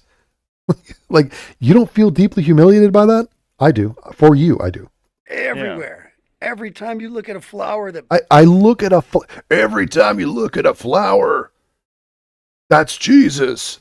No, actually, that's biology, or that's photosynthesis.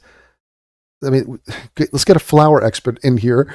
I mean, Jesus getting credit for everything. blooms, or you look at one of your children, you're like, that's Jesus. No, it's not Jesus. What are we talking about? Why isn't a thing a thing?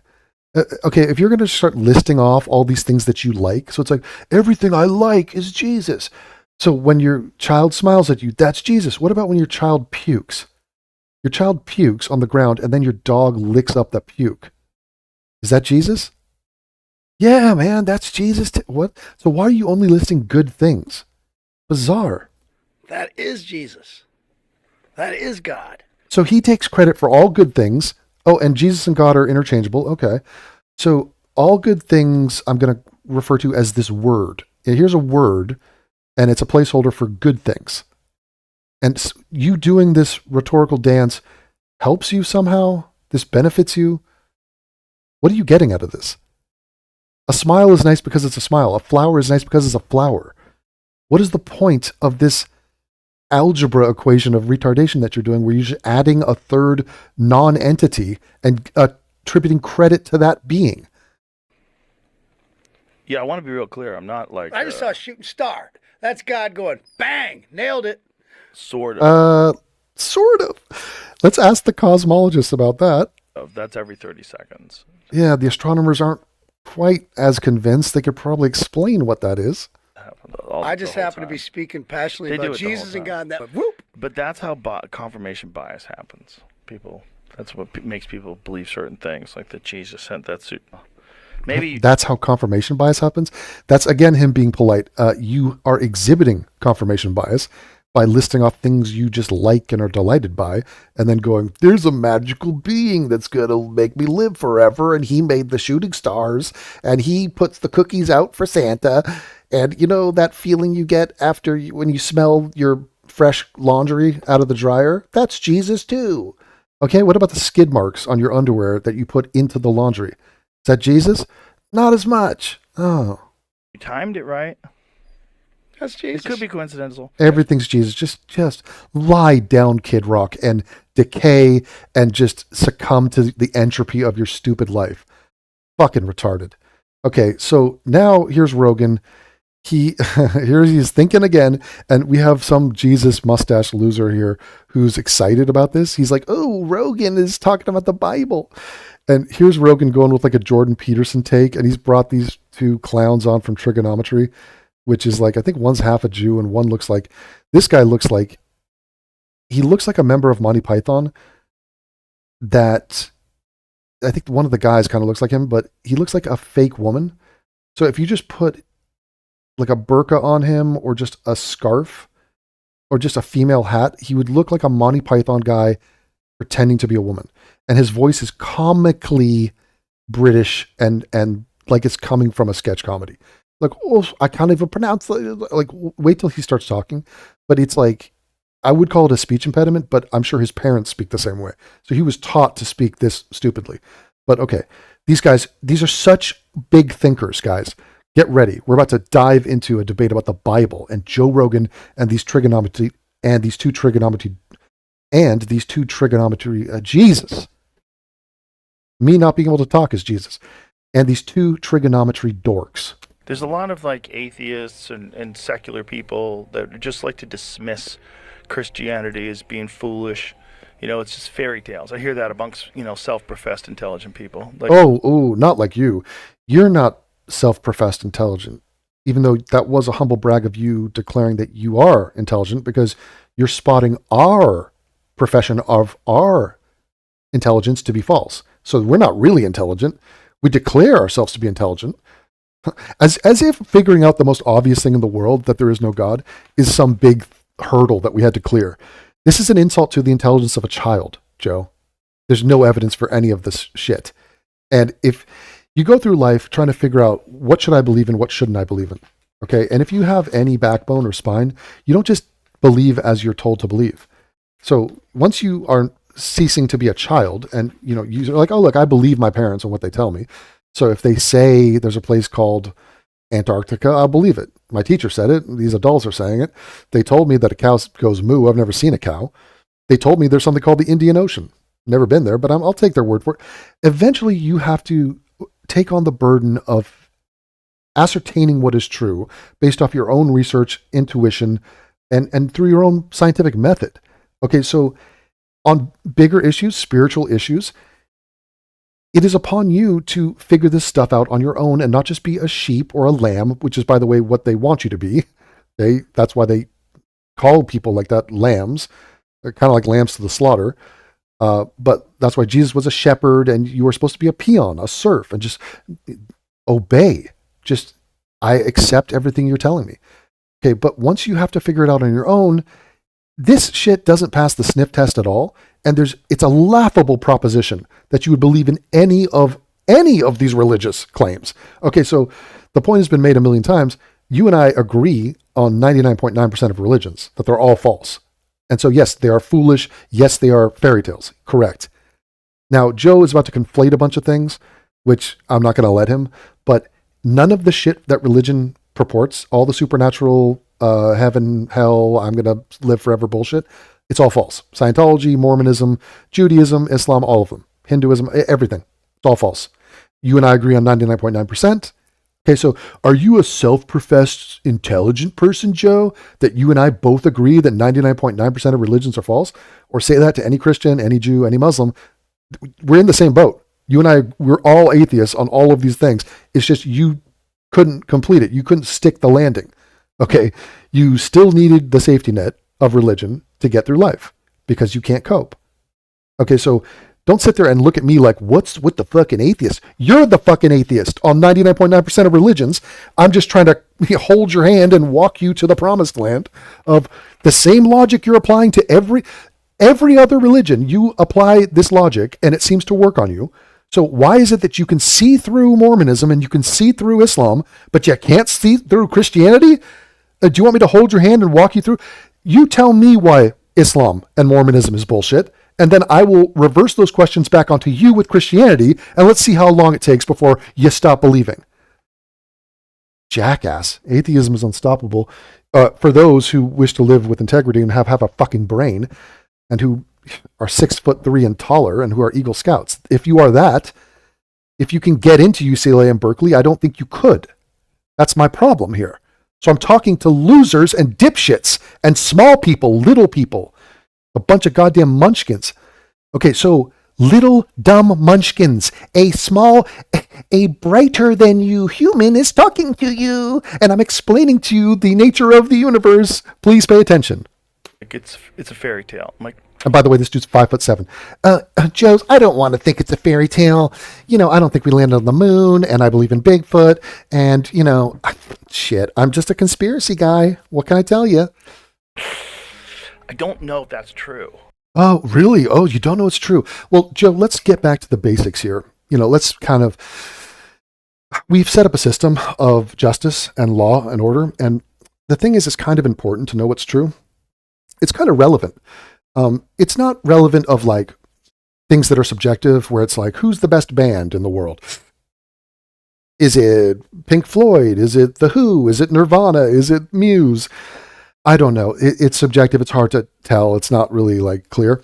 But on issues like crime, did this guy rape this woman? Did this guy murder this other guy?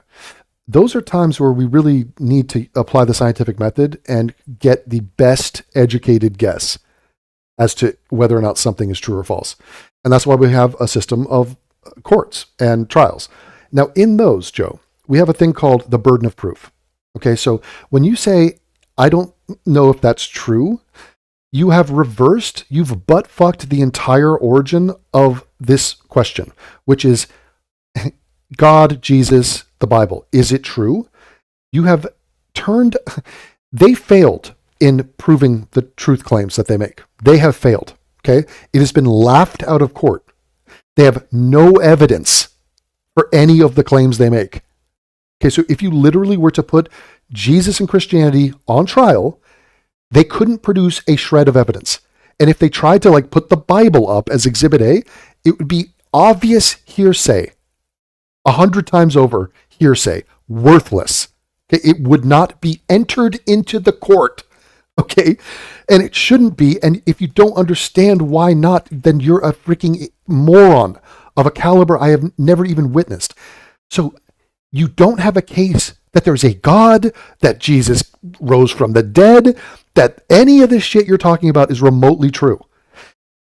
For an atheist to acknowledge that and say, look, you failed to prove any of this shit, so I'm not believing in the stuff you didn't prove to be true, for you then to go, that's a truth claim, and I don't think that's true.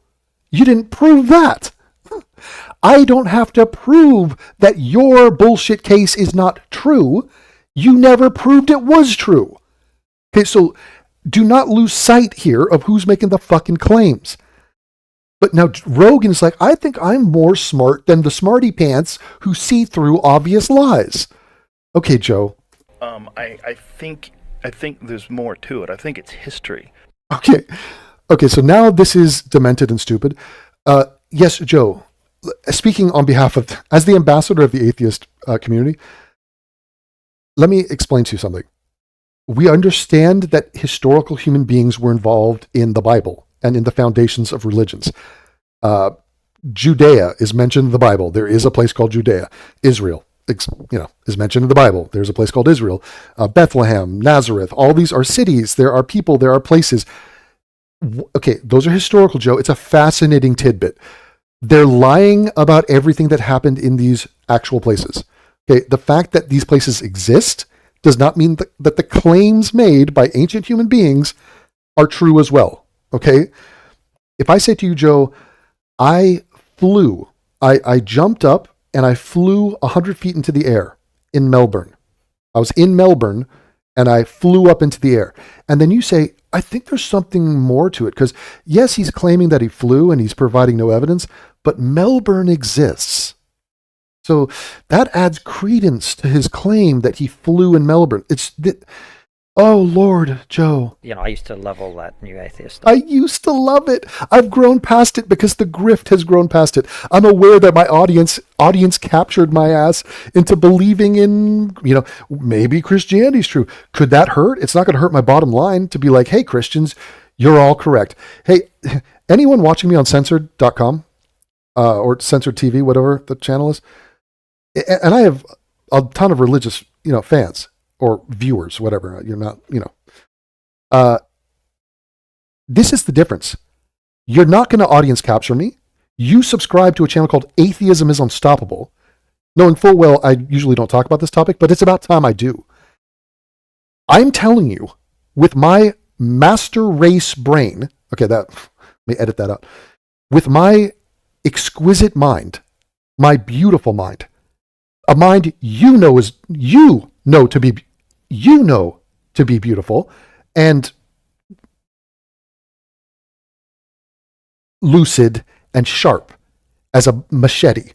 I'm telling you, you're completely ass backwards, dead ass wrong on Jesus and Christianity. And if you have an issue with that, go fuck yourself. Okay, like in other words, I'm not going to be pressured into or bullied or bribed into telling you something that's not true because I have something called integrity and honor as a human being. Okay? So you're not going to walk me out of thinking that OJ was not guilty. Good luck trying to do that. Good luck trying to bullshit me and tell me that, oh, actually, Devin, no, play the game because I'd lost my dog and I love my grandparents and I want to live forever. Don't you get it, dude? Just play the game. It's so much funner to play the game. No, I won't. People die. Death is oblivion. Okay, that doesn't mean you have to live black-pilled. There's plenty of reasons to feel uplifted about the human experience. And I will end with the fact that you don't need all this shit to live a joyful and meaningful existence. But you people are lying to yourselves, and it's incredibly awkward to tell this to adults. It's a ghastly, preposterous embarrassment that you can't figure this out at this stage. Okay? So don't ever fucking come to me with reason, logic, or the scientific method to try to justify your childish bitch-made beliefs. Okay, just understand that you're talking to someone who sees through all of this fuckery, and I saw through it like decades ago. So it's like, give up, essentially. But to have these freaking shrimpy-ass midget fucks, these two British dickheads who have amateured their way into a freaking platform and a career, and now they're like, well, here's some brilliant thoughts about Jesus. Maybe it's all real. It's sickeningly stupid and embarrassing. Somebody's pinging me. Okay. Me too. But a lot of those guys fell apart. Okay, let's run that back. A lot of those guys fell apart. Hold on. I Second? think there's more to it. I think it's history. You know, I used to level that new atheist stuff. But Me too. But a lot of those guys fell apart. Okay, so we're laughing. A lot of the new atheists fell apart. What are you talking about? So this is one of the stupidest things ever. Okay, Christopher Hitchens died a hero, a legend. Richard Dawkins is still around, has an incredible career, is retired, best-selling author. I mean, he's an incredibly respected man. Richard Dawkins has not fallen off. Daniel Dennett is like a private guy. He wrote his books and he's contributed in the field. It's incredibly, okay, good. Neil deGrasse Tyson is a doofus and doesn't even claim to be an atheist, but Sam Harris is the guy they're talking about. He says Sam Harris has crumbled and fallen apart. Really? Sam Harris? He's doing a speaking tour right now. Sam Harris, the atheist. Net worth? What's the net worth of Sam Harris? $12 million. Not verified, but we're thinking it's around 12 milli. He's got a wildly successful podcast about meditation. He has that's just not a podcast, that's an app, which is loved the world over. Incredible insights into human consciousness and the mind and well-being. So I'm just talking to Amanda Knox. Apparently, she told me that she's added to her series on that app, which is called Resilience, which I will be listening to. He has given speeches after speeches on the mind, and this is, from his studying of neuroscience. I mean, fascinating contributions on all these fronts. He's written multiple best-selling books. This is a man, a father of two, lives in a mansion in the Palisades, travels the world, is beyond happy and accomplished. Sam, he's fallen apart? In what fucking, where, how? What the fuck are you talking about? The guy has a podcast, wildly interesting, brings on guest after guest. It's like, they're like, well, he doesn't like Trump, is what he's saying. So Joe Rogan is a loser who went from supporting Bernie Sanders to Trump. Sam Harris is a guy that was like, first of all, he just gave Trump credit for what he did with Israel. But like, Sam Harris doesn't like Trump, therefore he's a fallen apart guy. First of all, Sam Harris would never have liked Trump, ever. Like, he's not a Republican. He just hates liars. He wrote a book about lying. I mean, he didn't like Trump before he got into politics. So why is this some determining factor? Like, that's Sam Harris being Sam Harris. Like, what the fuck? So there's a million reasons to not like Trump. Why is that your litmus test? It's retarded. And like, there is literally no reason for this guy to be like laughing at or trying to be like, oh, Sam Harris he's lost the plot. That is a retarded lie. It's a stupid lie. But okay. Yeah, you got him. They're really falling apart, those new atheists. And all those guys get real persnickety. They don't seem very enlightened. Oh, right, not enlightened. Right, the freaking guru with the well-being app that's like has millions of subscribers, who knows more about the human mind and thought and consciousness and who's zenned out beyond belief. He's not enlightened. This fucking meathead is enlightened. The guy who's like, oh, look at the calf kicks in the UFC are fucking dope. I love that shit. Now let me get into my ice bath and let me take my creatine and my brain pills and let me go research Bigfoot. Jesus Christ. Let me get some elk meat up in my brain. They don't seem like they're at peace. Yeah, he's not at peace. Oh, God. And cut to this fucking loser. You want to be on this guy's side? He's wearing a hat with a bass on it. Just a fish.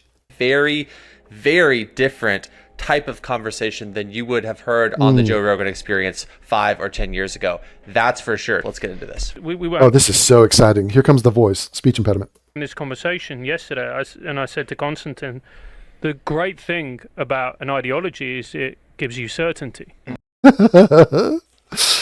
Oh, God. So now we have lost the point of figuring out if anything is true. So apparently that doesn't matter.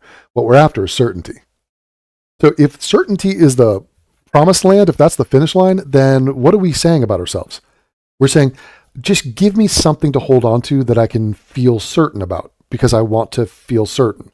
So you're admitting that this is a cope. It's you trying to find something to give you, a sense of strength or support in your life, and you don't care if it's real. Okay.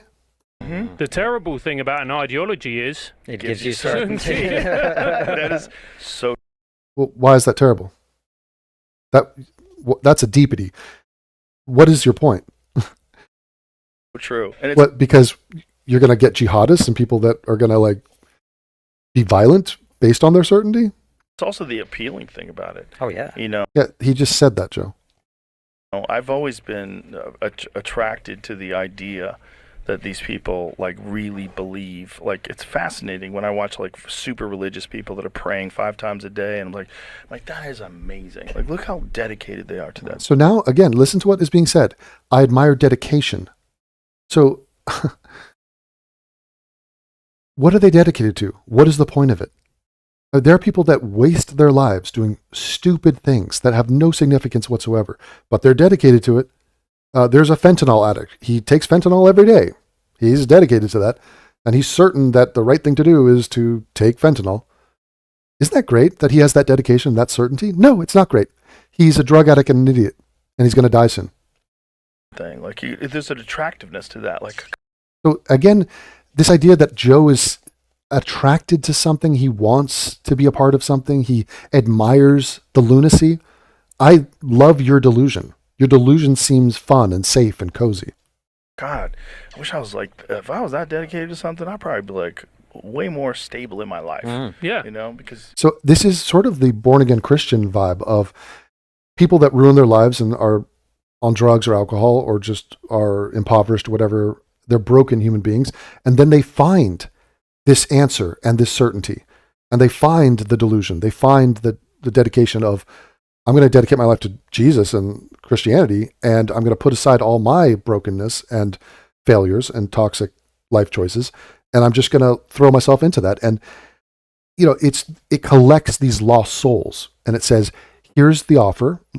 This is the good side of it. We come for the community, come for the, once a week meetings, stay for the priest sodomy, stay for the never-ending life. You get immortality, and you get this warm, fuzzy blanket that you can just take with you, and it'll help you. So it makes you feel good. So it is a drug of a sort. I mean, you're benefiting from this. This is a sales offer, and you are buying the pitch. You get something from this. If it had nothing to offer you, if I said, hey, I want you to run a double marathon. What? Yeah, I want you and we're going to dedicate ourselves. We're going to run, a marathon is 26.2 miles. We're running, oh God, math, 53.2? What? No, 53.4. I think that's right. No, 52.4. Oh, God, am I that bad at math? Okay, we're running over 50 miles, you and I. Okay, that sounds hard and painful and terrible. Yes, but... Yeah, but what? You stop talking. But nothing. So you want me to run 50 miles for no reason? Yeah. Are we being sponsored? Are we being paid for this? How am I going to justify taking off work to train? This is a lot of pain involved. Why would I do this? What's in it for me? Do I get to live forever by chance? No. Why? Live forever? No, you're just running 50 miles. Okay, so then why would I do it? Well, but you see, this is a sales pitch that will not work. Religion has a pitch that does work on idiotic humans that Joe Rogan right here, he's a prime target. I feel chaotic in my life. I seek stability. I admire your delusion. I want to feel good on my inside. you're just locked in, and everybody believes, and you see people talking about the religion with utmost certainty. Like, I wish I was that certain. Now, this conversation you're going to see is going to progress past. See that? I wish I felt a way. Not I wish something were true. Not I wish I should have good reason to be certain. Very key distinction there. I want to feel a way. And this is spoken from a drug addict. From a guy who takes drugs every day of his fucking life because he wants to feel a way. If he didn't take the drugs, he wouldn't feel that way. He likes to feel that way, which is stoned, so he takes drugs every day of his life. I don't. I don't do drugs. I never did drugs. And it's because I fundamentally have an agreement with myself that I am not going to just seek out feeling good for the sake of feeling good, like I'm some fucking lizard-brained, just zero ethical code primate, just going, me feel good. How can I feel good? Hey, there's a girl with big boobs. Me want to feel them. Okay, but why? Like, she's a woman, like, she doesn't want to let you just feel her boobs. Yes, but me want feel good. Me want me good. Me give me pot, give me drugs, give me alcohol. Like, you're a fucking low-level player in this world.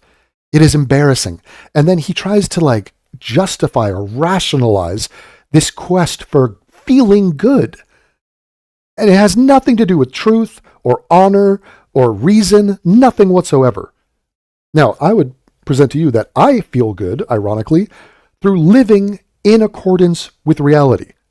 So the living in sobriety makes me feel good. I feel good that I am not dependent on and reliant upon toxic poisons that I ingest in my body at the cost of my own health, just to hide from clarity, hide from sobriety, hide from the truth, mask the truth, hide from my demons, hide from the past. If you need to do that, you're a broken human being and you're weak.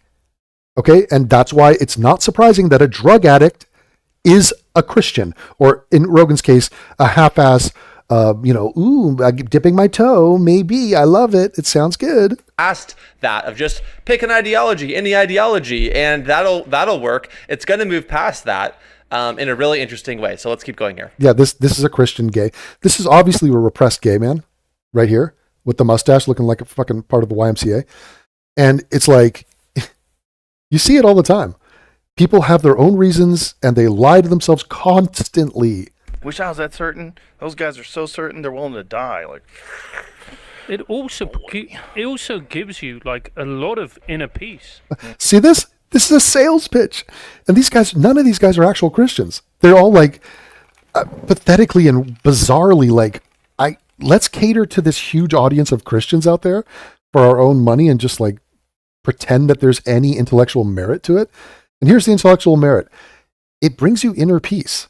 So this is no different than me saying, people that do heroin seem to enjoy it. And like, I noticed that they go back and do more of it. So it must have felt good when they did heroin. And I'm like, I'm contemplating doing heroin. Why? Well, because the people that do it seem to like it. This is what he's saying. Religious people have inner peace. It does. Like, if you don't have that, which I don't, and I've got a... So these people, they're not believers. So none of them are full bore believers right now, but they're, bandying the idea around. They're like, look, I want to have inner peace. So let me believe some total bullshit and then I'll have inner peace. As if that's not a recipe for cognitive dissonance. And like, people are like, oh, I know I'm lying to myself. I'm living in a disgraceful state, but I have inner peace, right? Yeah, put that plastic smile on your face. Friend who's a devout Muslim, and he's going through tough times at the moment. And I say to him, like, how do you get through this? And he's like, bro, I've got my religion, I've got God, and I know everything's going to be okay. It's not going to be okay. He has cancer of the spleen, and his wife just left him, and it's going terrible for the dude. Great guy. And he goes, I pray 5 times a day. It really helps me. So he's suggesting the placebo effect. Just lie to yourself, tell yourself it's all going to be okay, and then you'll feel better. These are the thought leaders. These are the guys. These are the thinkers. These are the self-professed intelligent people. And it makes me realize and understand that what I'm going through is part of his plan. It's part of... So that's incredible. So everything has crumbled in this dude's life, but it's okay because there's a guy upstairs who loves me and I'm Job. He's making me go through a bunch of shit, but there's a plan and I'm going to win in the end. And maybe I'm lying to myself. Oh, no, forget that. Just stay committed to the lie. Of his plan. It's worth putting a pin in this and saying, oh, is it, sir? yes, even for a Muslim. What's your favorite Broadway musical? What are the odds this guy's done What are the odds that this man has done jazz hands in his life? As opposed to an atheist or something, there is actually a benefit, a general grace, a general benefit that you have by understanding that there is a God above you, and so you're going through the talking points of the sales pitch of why I should believe in your bullshit. So there's a benefit. The heroin addict is like chilled out. He's not stressed out.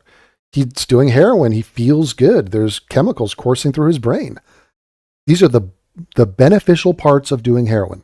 if that's true, then you're from somewhere, you're for something. There's, in a sense, there's truth in every religion, but that's a separate question than which religion is actually ultimately true if the religions of the world make competing truth claims, right? Like the law of the excluded middle, they can't all be true at the same time and in the same sense. I love that. What do you mean it's true? So what are we even talking about? Jesus is God. Your God isn't even a God. So this is the guy explaining that, look, if there's a competing truth claim, then ours wins because I want to feel good. That's the logic that got him to that point. Get into that momentarily, but for now, let's keep going. Yeah, if you really do believe that, it definitely will help you. I haven't got the It will help you if you lie to yourself. Belief is all you need. All you need is love. All you need is faith. All you need is belief. And forget the idea of whether or not something is true. I mean, it sounds really repugnant and unappealing to me. I couldn't force myself to live in that world if I tried. If I went into every encounter, every day of my life, just going, I must find good, I want to feel good, and I don't care what I sacrifice on that quest. Personal integrity, whatever, it doesn't matter. I just need to feel good. This is like a very low-level human impulse, and it's cripplingly pathetic and weak to see grown-ass people who should know better not knowing better and simply signing up for this ridiculous romp through, I want to feel safe and cozy and great in my life, and I'm willing to lie to myself. there, but I have started going to church every now and again. Yeah. Yeah, Do you enjoy it? I love it. Yeah. I do. I do too. It's a bunch of people that are going to And they church both go to church as non-believing atheists. to make their lives better. They're trying to be a better Okay. person. Trying to be a better person. So now, again, we're not talking about truth claims. It's just, I like going to a weekly meetup with other people and hanging out. Okay, well, you can do that in a chess club or, a knitting club. But so we're really now talking about something totally different. And they're trying to, I mean, for me at least, the place that I go to, they read and analyze passages in the Bible. I'm really interested in what these people were trying to say, because I don't think it's nothing. There's Okay. Here's a false premise. Atheists or non-Christians think that the Bible or any passage from the Bible is nothing. It's not nothing. There are stories being told by people that we don't know who wrote them. In some of those stories, there are morality tales. There are little lessons and little morsels and tidbits of like, forgiveness is good and pay your daughter's rapists 50 shekels and, really wise things from the past. Here's how to beat your slave, stuff that we could really use. But no, it's not nothing, Joe. It's just pointless utterances of ancient, scientifically illiterate human beings. Okay? That you can sit there and go through. We could go through every paragraph of Lord of the Rings and have a nice, wonderful afternoon discussion about, was Frodo Baggins, what was his character arc about, and what was his journey, what can we take from it? His bravery that he showcased. Isn't there a lesson in that paragraph there, Joe? Like, this is nothing. This is like a book reading club, literature analyzing society. Like, there's nothing beyond that. And definitely nothing about the truth claims. Like, no, because I admire the bravery in the story of Bilbo Baggins, that means Mordor is real. No, literally real. A lot of like atheists and secular people that just like to dismiss Christianity as being foolish. You said this, foolish and a fairy tale, right? You know, it's just fairy tales. I hear that. It is. It's not. And by the way, a fairy tale can have useful things in it too. There's a million stories that has things of value in it. So we're not saying it's nothing. Star Wars is a fairy tale. It is a fictional piece of literature or turned into a movie. I'm not saying that's nothing. I'm not saying it's worthless. I'm saying it's important. How to tongue kiss your sister. Great lesson that you could learn. That amongst, you know, self-professed intelligent people. Like Self-professed? It's a fairy tale. I'm like, it is a fairy tale, Joe.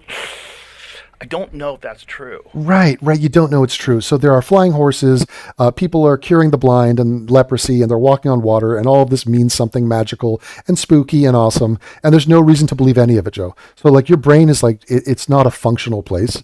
It's just, it's such a sad state of affairs to watch shit like this. I think there's more to it. I think it's history. History, right. So Nazareth is a place, therefore the dude walked on water. Okay. Melbourne is a place, therefore Devon flies. Mm-hmm. But I think it's a confusing history. It's a confusing history because it was a long time ago. And yeah, and because there's several hundred writers of the Bible, no one knows who edited the Bible. It has changed a million times. These are several reasons why not to trust or put any validity in any single one of these claims, which are all ridiculous. Also, there's a deafening silence as to why you don't believe in the scriptures of any other religion.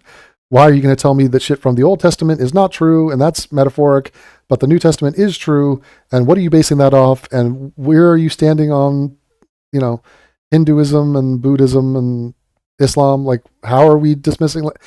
It's just so dumb. It's people telling things in an oral tradition and writing things down in a language that you don't understand. Joe, there are people that understand the language and they've translated the language. So me personally, not speaking Aramaic is not the issue. The context of a culture that you don't understand. We have scholars on this and we do understand it all. And I think there's something to what they're saying. So now it's come back to, think of the bar we're clearing here, how low this bar is. There's something to it. There's something there. Okay. Joe, the claims are rather extreme and radical. So for us to notice that a book or several books were put together in one book and that they wrote about stuff, yes, we agree. There's other ancient books too, Joe, and there's something to those as well. So why are you acting like you're in a profound moment of revelation currently? What you're saying is dumb. I think there's a reason why they all have a flood myth. This is incredible. Oh, they all have a flood myth. So this is a Christian talking point where they're trying to justify or pretend that there is scientific evidence that the flood myth is true because floods happened in time. Like in history, there have been floods. Therefore, the flood that the Bible's talking about, which is a global extinction event, okay, there's no real evidence of that, Joe. But okay, yes, we've had many things happen over the 4 billion years the earth has been around. So floods have happened, not on the scale of the Bible, but yes, there have been floods. Therefore what, Joe? There's a reason. They all have a very similar story of catastrophic floods. And this is dumb. No, they all, quote, don't have that story, Joe. And there was not a mass extinction event and there was not a global genocide. This did not occur. Okay, so I mean, he's going for what would you even call that? I guess he's using archaeology, like that there's evidence of floods, therefore the Bible's all true. Chaos. And then that jives with what... And who wrote it? Was it a guy who survived the flood? Was it Noah, Joe? Are you telling me Noah's Ark is real? Geologists are finding. And geologists found that a flood happened once. Therefore, Noah's Ark... Did Noah live to be 800 years, Joe? Did he fuck his children? Were there 2 lions? Were there 2 male lions on Noah's Ark? These people are finding that are exploring the Younger Dryas impact theory, that there was There was floods, massive. There were floods. The Bible is true. Christianity has been verified. Oh my God. Look at this, guys. It's that easy. Oh my God. Hey, Joe, I wonder if the Bible ever said any scientific claims that just weren't true at all. Young Earth, creationism, just literally entire chapters of the Bible that are scientifically laughable. We're not going to mention those? No. Let's just stick to this. If there were floods, then Christianity is the truth. Oh my God. Enormous amounts of water that are instantaneously released. Hey, you know what else? Scientists have come out to discover that bushes have been burned. In other words, there have been fires in human history, sometimes forest fires, naturally caused, and bushes were burned. Therefore, the burning bush is verified. Therefore, the Old Testament is true. From melting ice caps all over the world because of comet impacts. Like, it happened. Okay, so floods happen, water exists, therefore Christianity is true. Joe, I mean, it makes sense that you'd have the biggest podcast, man. You've got the biggest brain. There's evidence, physical evidence. Physical evidence of water moving from A to B on our planet, therefore the Bible is true. This happening. And I think that's what they're... Hey, Joe, why don't you just come out and comment on Noah's Ark? Is Noah's Ark the reason why we have the animal life that we have on this planet? Trying to say in these stories. Oh, I my just think it's so confusing. Oh, you are confused, Joe. I think you need to lie down. I think you probably should turn the mic off at this point. It's so confusing because you're dealing with a time so long ago. We talk about how different people live today on Earth, but way more similar today than we would be reacting or interacting with a society that existed 6,000 years ago. Galileo 6,000 years ago. What's he referencing there? Which society was that? When do you think the Bible was written, dude? 6,000 years. said this the best. He says, God has given us two books, the book of nature and the book of scripture, or the book of his world and the book of his word. How long ago was a dick inside this dude's mouth? Galileo says these two books, if they're actually from the same source, will actually never contradict each other, will never compete with each other. There'll never be a disparity between these two books if they're both actually given to us by God. What a child. What is he babbling about? There are two books, and there's God, and if God is the author, then did he say Galileo? Then these two books will never contradict. Are you aware that there's thousands upon thousands of internal contradictions in the Bible? But there's a problem, because you have people interpreting the book of nature, that's called science, and you have people interpreting the book of scripture, that's called theology. So science and theology... Yeah, they're non-overlapping magisteria. That's our way out of, commenting on the fact that the Bible is full of complete bullshit and is making scientific claims about the physical, natural world that are just simply not true. And yet it's the reason why these dipshits believe this shit. It's because of the truth claims in the physical universe. It's not just a book of symbolism and metaphor. It is not what it's about. If it's not powered by the, oh no, he had to have been born from a virgin. Oh no, he had to have risen from the dead. Oh, he had to cure the blind. If he didn't do that, then why would I follow him? Because the guy's not going to give me eternal life if he can't do his magic tricks. Are both possibly going to contradict. If you have a wrong interpretation and a right interpretation, you can have a conflict. Oh my God, he's married. His poor wife. Who's going to tell her?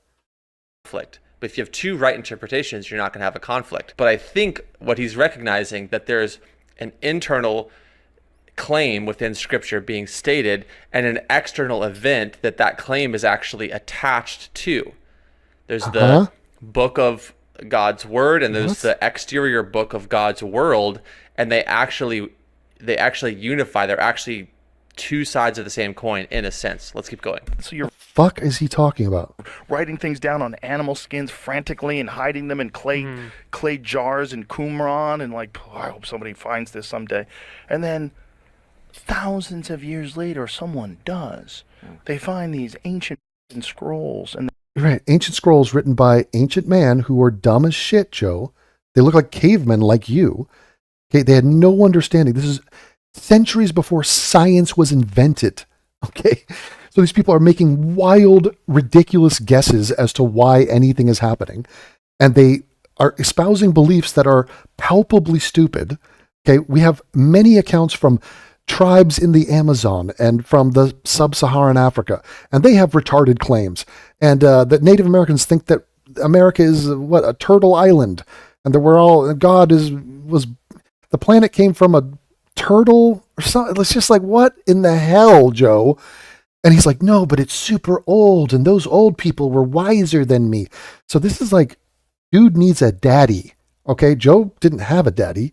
He hated his daddy. I think he has daddy issues, and he's looking for ironically, the certainty and the assuredness of having a male figure in his life explain to him how everything works.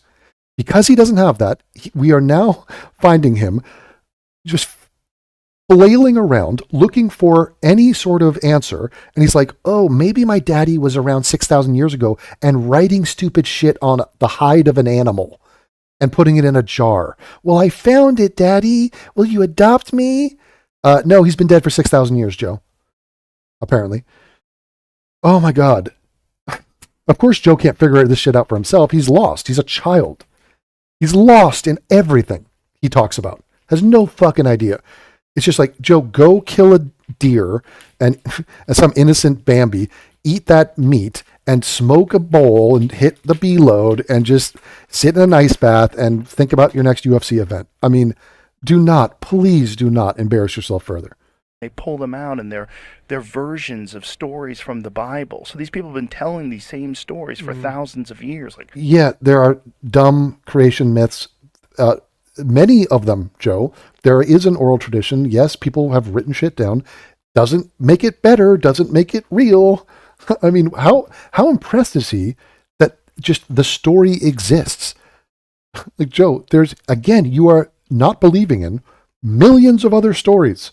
So why one over another, Joe? And why the fact that the story exists must mean it's real? well, okay, what were they trying to say? Well, Joe, they wrote what they were trying to say. That's what's interesting to me. Thank God. This is the biblical scholarship of Joe Rogan, ladies and gentlemen. I don't think it's nothing. No one said it was nothing, Joe. It's incoherent, uneducated, unscientific, just mythical ramblings from ancient human beings. That's what it is. So I'm not saying it's nothing. I'm saying it's embarrassingly stupid, asinine prose, written like poetry and symbolism, written by scared, fearful, old-ass human beings. No. I think there's something to it, and there's a reason why it resonates with people. And That's a different question. The reason why it resonates, see, for a smart person, you follow that. This is the difference. The reason why it resonates is a good question to ask when it comes to anything. Why is this person popular? Why is this person have an audience?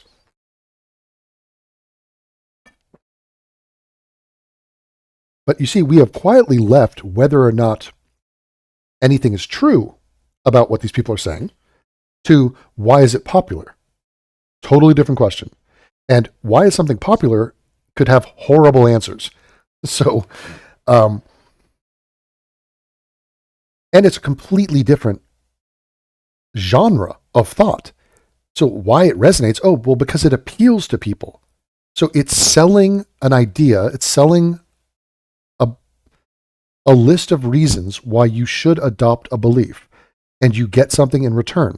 And this is self-serving, and people rarely acknowledge this.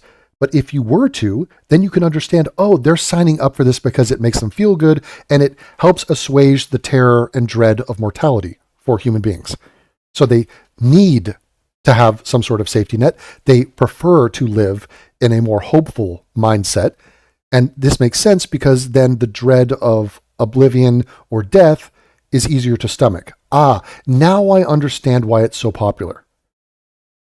It's kind of easy to see this. Now, the smart person with integrity would say, oh, I see why it resonates. That's beneath me, and that's embarrassing for those people. Maybe necessary. You can make that case.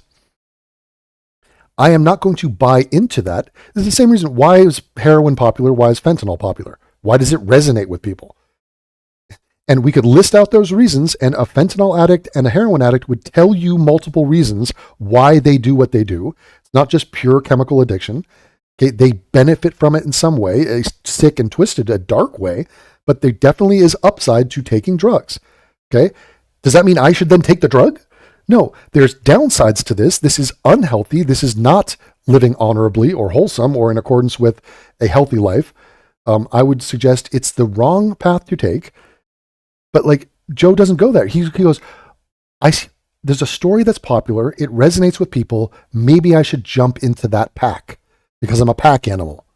I want to be a part of the herd because I'm a dipshit and a doofus. And even though it's spelled out to me why that people are believing this, because they're being sold lies and they need to hear those lies in order to get through their stupid, weak lives. Christianity in particular is the most fascinating to me because I'm surrounded by most Christians, and most of the guests I have on my show are Christians, and I hear about Christianity all the time. Right, Joe? And if you were in China, you'd be saying something else. there's this one person that everybody agrees And no one agrees. I do not agree. He wasn't even a real person. existed. A guy existed. Okay.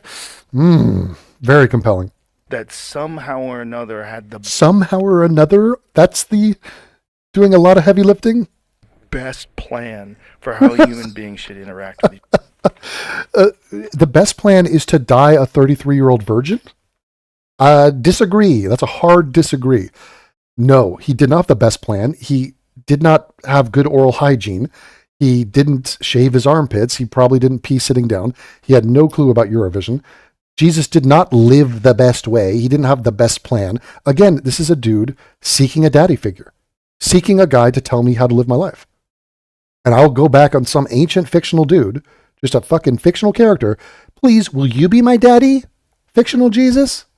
Other and behave, and was the best example of it, and even died in a non-violent way. Like it didn't But even died in a non-violent way. It was quite violent, actually. And what? even protest. Died on. He didn't protest? Says who? Didn't protest.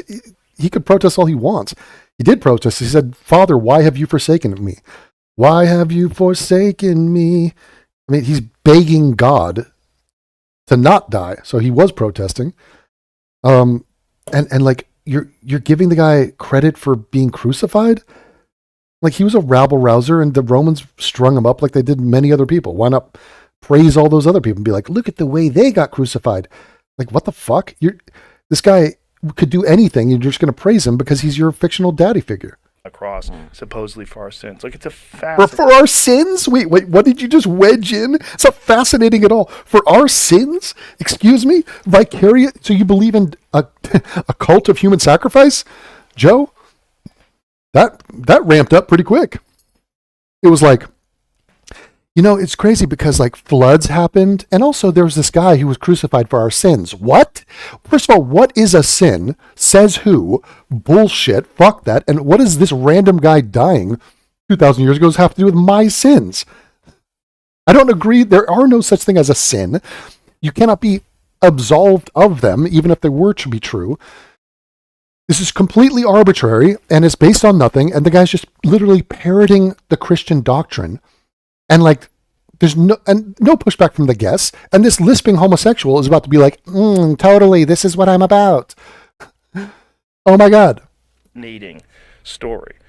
And he didn't say it by name, but when he's talking about Qumran and things being placed in jars, he's talking about the Dead Sea Scrolls. He has in his mind, certainly, the Great Isaiah Scroll and the whole conversation with Wes Huff and all of that, where you have not just some story, some information, but you have Isaiah 53. You have the entire book of Isaiah intact and pre-incarnation, before Jesus, talking about Jesus. That's going to become relevant in a second here. That's so retarded. Holy shit.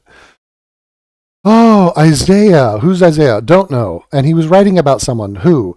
The chosen one. And that was Jesus? Yeah. Okay. You're just connecting all the dots. Yeah. Sounds amazing. Totally rock solid. Let me dedicate my life to this bullshit. What does it represent, though? That's the real thing. What was that? Like, what happened? Who was Jesus Christ if it was a human being? Okay, if it was a human being, he was a religious figure who preached to people during ancient times in Israel. That's who he was, Joe. Okay, there's a bunch of ancient people. He didn't live that long. He died. There were Roman people back then. I mean, why are we fascinated? What's with the freaking boner for this guy? Like, there's a bunch of other people. I mean, how much of a daddy complex do you have? What was that? That's wild. Look at Joe bulging out his eyes going, Jesus Christ, man. Like, what was that about? You know what I'm saying? Totally. Pass the weed. Jordan's idea, as I understand it, is that the point of the story, if you like, is it's about voluntary self-sacrifice. It's about the fact. Amazing. So now it's a story. So Constantine is not fully on board yet. He does go to church, but it's just a story, and we can gain something from the story, and that's self-sacrifice. Wow. Thanks, guys. You know who else would have taught me about self-sacrifice? You know who else could have taught me about self-sacrifice? My father. Parents, even a mother, or anybody, any secular person can be like, self-sacrifice or dedication or hard work is good. But like self-sacrifice to the point of, I'm going to kill myself? Huh? That seems backward and barbaric and stupid. No, I'm not going to kill myself. It's not going to absolve any sins. This is absolutely fucking demented. And it's like, Lord of the Rings can teach you about bravery and friendship and the positive aspects of having group meetings with the elves and the dwarves, and like it teaches about non-racism. You know, it's like other different forms of life working together to overcome evil. Those are the lessons I've learned from Lord of the Rings. What are we doing? What are we doing? And if the second that somebody comes in and goes, I think Lord of the Rings is factually true, it was written down. Actually, we know the guy who wrote it. Just like we know the guy who wrote Dianetics, Scientology, L. Ron Hubbard. We know that guy. So you have a better case that like the credibility of Lord of the Rings is way beyond the Bible. But whatever. I'm saying Lord of the Rings is true. But how? What are you basing that off? There's no such thing as orcs. Show me an orc. Or show me that the ring, show me the ring. If you put on a ring and you turn invisible, if you show me that, then I'll be like, okay, maybe Lord of the Rings is true. But you can't. You haven't shown me that. There is no exhibit. Just like you haven't shown me any of Jesus' miracles. You haven't shown me him rising from the dead. You haven't proved that. So, no, but okay, I can't show you the ring in Lord of the Rings. I can't show you Gollum. I can't show you that. I can't show you an elf. But listen to this. The wisdom and the truth of the friendship between Bilbo and his best buddy. Or Frodo, I forget whatever. These guys, I'm lost in the sauce, but like they had friendship, they had bravery, and there was lessons about overcoming fear, and those were good. Those are good lessons. Okay, so because that's a good lesson, that means elves and orcs, and there are trees that can walk around and talk. That's all true now because you liked a lesson in a story. Is that, are we doing this dance? What are we doing here, guys? That to have a good society, people have to be willing to sacrifice something of themselves. Oh, great. I'm glad you've fished out the idea that sacrifice is good. And it only took a guy getting crucified by the Romans for you to garner a lesson out of the word sacrifice. Okay, well, what are you sacrificing? For others. And that's what Jesus... Okay, Jesus dying didn't do anything for others, so this is bullshit. But also, there's about a million other ways to get the lesson of sacrificing for the greater good of a community. You could get to that lesson in like a multitude of ways, but okay. And that story is supposed to inspire in all of us. Right, and Frodo or Bilbo, whoever dragged that ring and threw it into Mordor, he did that for all of the hobbits, and he did it for the elves, and he did it for the dwarves. He sacrificed. Frodo sacrificed to do that. And the lesson of sacrifice is so powerful to me that I now literally believe that everything in that book is true because I took a lesson from the book. So therefore it's all literally true. Right, but it's a historical human being too. There you go. A historical human being. Joe, okay, it's a distraction to argue over the historicity of Jesus Christ. And most people who are lazy and bitch-made just grant it. They just grant it. As in like, where there's smoke, there's fire, and there's a lot of Jesus smoke. So it's not the hill I want to die on. I'll just say he existed. Okay, well then, what other claim about him do you want to argue over? That he was born of a virgin for no fucking reason? Like that's not biologically true or real or possible. It's never happened. Never happened. But okay, he didn't have a father because that's like complicated. Or God has to be his father, or was Joseph his father? Like, can we do a DNA test? I think we could sort of debunk this in like half a day. But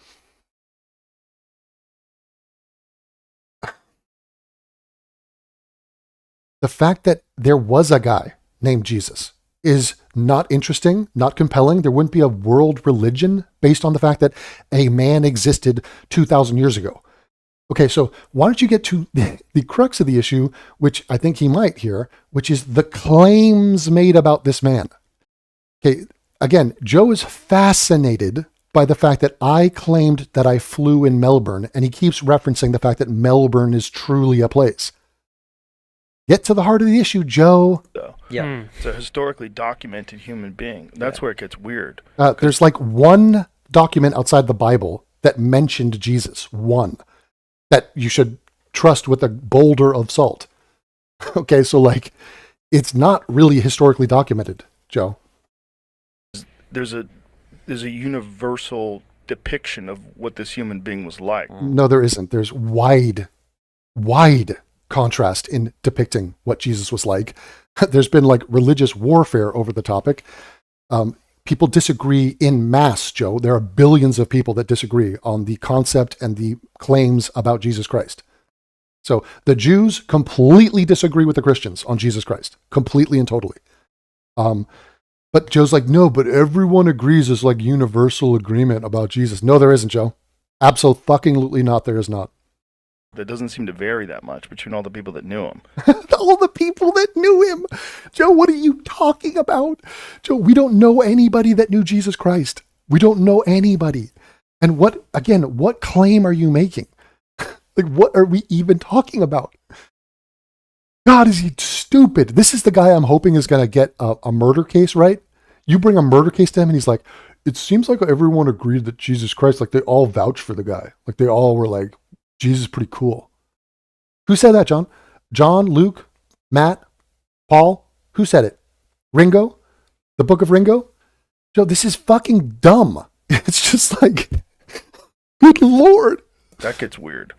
You know, See, this is amazing. So That's so good. It's amazing. So I've been suppressing my homosexual desires, and I do them from time to time. There is Gary. I do have sex with Gary on occasion, but I do it, but then I atone for it. And Jesus is forgiveful. So I do succumb to sin every once in a while, but that's only weekends. And I am loyal to my wife for the rest of the time. And I've found a peace in accordance with my truth. My Jesus forgives me for my homosexuality. I cannot even believe what I'm seeing right now. Yes, and right? Yes, Jesus. Yes, and. So yes, and is a phrase used in improv comedy classes instead of no, but. So if somebody says, do an improv, and you're up there with a guy, and he goes, doctor, my arm is severely cut. Please help me. And you go, I'm not a doctor. I work at a flower shop. That's not saying yes, and. That's you going, no, but. So he's referencing a phrase popularized by two people performing a fiction and making shit up in acting, in improv. Yes, and. And that's what religious people do. I feel the power of Christ, running through me. Me drinking this Bud Light is Jesus. Yes, and Kid Rock, and I saw a baby smile the other day, and that was Jesus. Yes, and I saw a shooting star, and that's Jesus. Yes, and yes, you are lying. You're lying publicly. You're enabling each other, and even in the language you choose to use, it's stupid and indefensible.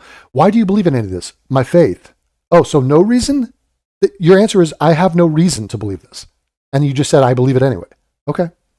Is the ideal Self-refuting. human being. Yes, he does have the highest ethical teaching. Oh, Yes, he is in a sense like a myth. What? Okay. And, thank you, Joe, he is a historic person. This Based off the same book of hearsay upon hearsay, which would be thrown out of a courtroom and doesn't amount to anything. So a guy existed, and I'm such a quivering mess of a human that is on drugs every day of his life that I seek the authority and guidance of an ancient father figure. A mythical one in the sky, true, but also an ancient one. Jesus Christ, some virgin, a virginal carpenter from the Bronze Age of Israel days of ancient Palestine, Roman occupied Palestine area. I seek his teachings because I'm a fucking clueless clown that does not think for myself, couldn't think for myself if I tried. And if enough of my fellow morons are on board with something, then guess what? I am on board with it too. God, you people suck. is that classic C.S. Lewis path that you go down where you go, wait a second. Is it possible that there is a true myth? Is it possible that the reason that myths all share these attributes in common is because they're actually human imagination developing and reflecting something that's actually literally true? No, it's the exact opposite. It's actually literally false. There are commonalities in some myths. There's a wide array of things they disagree on, which you just skirted over ridiculously. Like there's competing worldviews about the creation of time and space and of Earth and of humanity. Okay, they don't agree at all. And there's been religious conflict since the dawn of time. I'm not sure if you're aware of that, but these people are so Christian brained that they're like, well, we're all basically Jesus freaks. So like, are there other religions? No. And the idea that there are some commonalities among myths, yes. One of them is we anthropomorphize things in nature and we invent gods that, ta-da, wouldn't you know it, happen to be humans. You don't see that that's obviously us being egomaniacal freaks who are projecting our own existences into the celestial realm, which doesn't even exist. It's our just confused, dumb take on how things are, why things are the way they are. Okay, and if we can look at what the Vikings did and what the Norse gods and the Greek gods and all these other people, the freaking Aztecs, you name it, we can scientifically break down their absurd bullshit. But then you go, yeah, but my absurd bullshit is the real one. Like, what the fuck? Are we the damsel in distress? Is he, the hero, come to save us? Did you just categorize humanity as the damsel in distress? The hell are you talking about? So this is daddy issues. This is a guy. Where was his dad? I mean, this is a man who's wearing a hat with a fish on it, with a full pedophile 70s mustache, wearing a plastic-looking map shirt. What do you even call that? He is living a lie of a marriage to some poor woman who he's probably BFFs with. He's fucking a guy named Gary on the weekends, and he's rationalizing in his brain. He has an obvious homosexual lisp that he carries around and just like exists with. And like, we're all sitting here, we're supposed to be like, wait, you don't? You're sitting there in that outfit and with that mustache trying to present a guy who doesn't suck dick? Dude, I know you do. So like, what is happening here? And of course he works it into his religious faith that why that's okay. Why is it okay that you can commit that sin over and over again? You're cheating on your wife. You're disobeying the word of God. I mean, it's unbelievable. Etc., etc. Do we manifest these stories because they are our story? No, God, dude, he's halfway there. Like he goes, we're manifesting the stories as in we're making up bullshit for self-serving reasons. And then his conclusion is, are we doing it because there's like a weird core truth that we're just like tapped into, like universal truth? And it's, oh, wouldn't that be convenient? Yeah, the thing I want to be true just happens to be true.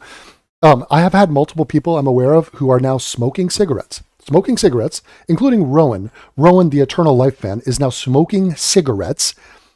And he is coming out saying it's actually good for you. It's good for you to smoke cigarettes. He publicly is trying to put out the idea that there's no disadvantage to smoking cigarettes. It's not adverse to your health. It actually helps you. Now, the truth is he likes smoking cigarettes and he's coping with his anxiety and his mental fuckery. Okay, but he is lying to himself, and it's not that surprising because he's lied to himself about a million other times. And it's like, I want to feel good. Smoking makes me feel good. what makes me feel bad is when I read the warning on the cigarette pack, and it's like, I kind of know it's bad to smoke. Okay, here's a way around that. Tell yourself smoking is good for you. Okay, cool. Problem solved. Smoking's good for me. Now I smoke. The end. Let's keep going. If you go to Jerusalem, you can go to the Garden of the Gethsemane. Oh my God, the Garden of the Gethsemane. It's actually a garden. There was a garden, and it's in Jerusalem. Jerusalem's a city. And the city existed 2,000 years ago. So clearly every claim. Devin said he flew in Melbourne. He said he launched up and he flew 100 feet into the air in Melbourne. Now let me tell you, you can go to Melbourne. You can go there. There's a bridge in Melbourne. There's like a park there. There's the Australian Open is played there. There's tennis courts. You can go to the tennis courts. Melbourne is a place. So look, you're questioning Devin's credibility. You don't think he flew, but he did say he was in Melbourne. That checked out. Melbourne exists. Am I right? Wow, great point, guys. Great point. And by the way, Charlie Kirk made this stupid fucking point. He's like, I went to the freaking Tower of Babylon, or no, I don't. He went to Israel, and he's like, these are things from the books I read as a child. I guess Jesus and all the miracles are true. I get to live forever. And for those people who don't know, that's where Jesus was arrested by the Roman soldiers. Oh my God, the Romans are real. Hey, why aren't we worshiping the Romans? They're all real dudes back then. What about the Roman gods? Didn't they have their own set of gods? I mean, they surely weren't Christians, considering that Jesus was not dead and risen. Wink, wink. It still exists. Yeah, and the Romans were real, and we have shields and helmets and like history. They were historically true. I mean, it was the Romans, man. Am I right? Let's go worship them. Hey, Roman centurion, will you be my daddy? I need a daddy. You can go there 2,000 years later. And look, just smoke coming across. Just the decaying force of toxins being put into these brains. And you just literally walk around this place. Wow. It's just amazing. You could just fly to Melbourne and just walk around. Just be in Melbourne. I mean, mic drop. Good night. I've proved my point. Oh my God. Like the connection to the connection from, I mean, shit. There are places you can go. I mean, guys, let me just drop this bombshell on you. Egypt. Okay. I'm 0.6% Egyptian. I'm going to speak on behalf of that DNA. Egyptians had a belief system in a network, an entire array of gods. Okay. A lot of gods, nothing to do with Jesus Christ. Predates all of that shit. So we have dibs on mythology. We got dibs on like coming up with answers to the riddle of the universe and why we exist. They anthropomorphized their gods too. And it was a soap opera that they created and followed. And none of it's real. They built statues. They built pyramids. They celebrated these gods. They had a whole orgy of dedication to this fictional belief system. You guys don't believe in any of it. Okay, we can go to Cairo, we can go to all these various spots and see the structures, we can see the hieroglyphics, we can read the Rosetta Stone, we can dive into Egyptian culture. None of that adds any credence to any of the claims of the Egyptians. Okay, you seem totally safe with that knowledge. You seem completely confident that none of that is true. You don't lose any sleep over, oh my God, are the Egyptian gods real? But wait, we can go to Egypt. Oh my God, the pyramids exist. What does that do to the evidence? What does that do to the claims that they are making that are wildly false? I mean, obviously false. And yet they're floating these ideas around as if it's a point. The guy's fawning over the existence of Jerusalem. Those stories. It's right there. I actually have a rock on this bookshelf that is from the archaeological site of the house of King David that is now undisputed, but that didn't come about until the 90s. So the point is, the more that we dig, the more that we understand, the more that it is clear that the stories of the Bible are things that actually took place. There's distinction. So having a king, having a certain Roman person in charge, a certain city, a certain garden, those are mundane claims that no one is impressed by. It's all the other shit, dude. A man lived to be 800 years. A man died and then rose from the dead, and that means something magical. Okay, those are the claims that why you guys are geeked up and have this weird delusion boner. Okay, you're not sitting there dedicating your life to the fact that a city existed 2,000 years ago. Okay, at that location in history. And if you don't have something to believe in Here we go. So now this is the wink, wink, nudge, nudge of believe this shit because you need to. Because if you don't, there are adverse consequences. So it's a lie. I mean, he's suggesting a paradigm in which unless you're a moronic, religious, believing, deluded idiot, then you will be in chaos and doing drugs or like killing yourself or something. Like the outcome will be terrible, basically, which is a lie. But he's also suggesting forget trying to rationalize this. Do it because not only is it going to benefit you. Remember, they listed out all the sales points, but you need to. And if you don't, the alternative is terrible. There's not a thing that you follow that you believe is making you be a better version of yourself. What the fuck? What? A thing that you follow? First of all, if that's all it is, Joe, then you could say, I follow Denzel Washington. Why? He's a role model. Why? I think he's a good guy. Why? Because he creates a lot of stuff. He has a good family. He's nice to people. He makes people laugh. He enriches the life of people around him. Okay, so you're following him? Well, yeah, he's like a guide. He's like a role model for me. I admire him. I respect him. I look up to him. I try to emulate him. So you worship him? Is Denzel Washington the son of God? No, he's just a guy who I admire. Again, daddy issues. This dude has a fucking daddy complex. He's like, if you don't follow something, if you're not a follower, if you're not a serf and a peon and a sycophant and just an NPC, then shit, you got to figure out stuff on your own. And like, how am I supposed to figure out what to do? Here's how to do it, Joe. Don't be an asshole. Live by the golden rule. The golden rule, do to others as you'd have them do to you. The platinum rule, don't be a dick. Help some people if you can. Walk a dog. Stop and smell the roses. Do good things. It's not that hard. Okay, like, do we really have to debase ourselves and go through the humiliation ritual of believing in stupid fucking Bronze Age myths? Fucking hell, dude. Be a better person. If you're just relying on your whims. Your whims? No, ironically, that's what you people are doing. Your whim is, I just like feeling good, so I'll just believe and do whatever makes me feel good. That's the whim, Joe. In your, whatever you think is the moral thing to do. So in other words, he has just destroyed any personal integrity or agency or the personal responsibility of figuring out how you are supposed to live. So I can't do this for myself. I give up. I fall to my knees. Someone else tell me what to do. That's what he is advocating for right now. That is short man mentality. Okay, that's not a leader. It's absolutely not a leader. If me and Joe were like in the Dothraki, no, is that the word? Yes, in Game of Thrones. And it's like the leader has died. He died. He was injured in battle. We must choose a new leader. And I go, I shall lead. It is my time. This is my destiny. Follow me and I shall bring us glory to the tribe. And Joe goes, but what about, maybe I should lead? No, he wouldn't say that. Joe would say, oh, but I've been bulking out. I got all these muscles. I've been doing my little push-ups because I'm a little man.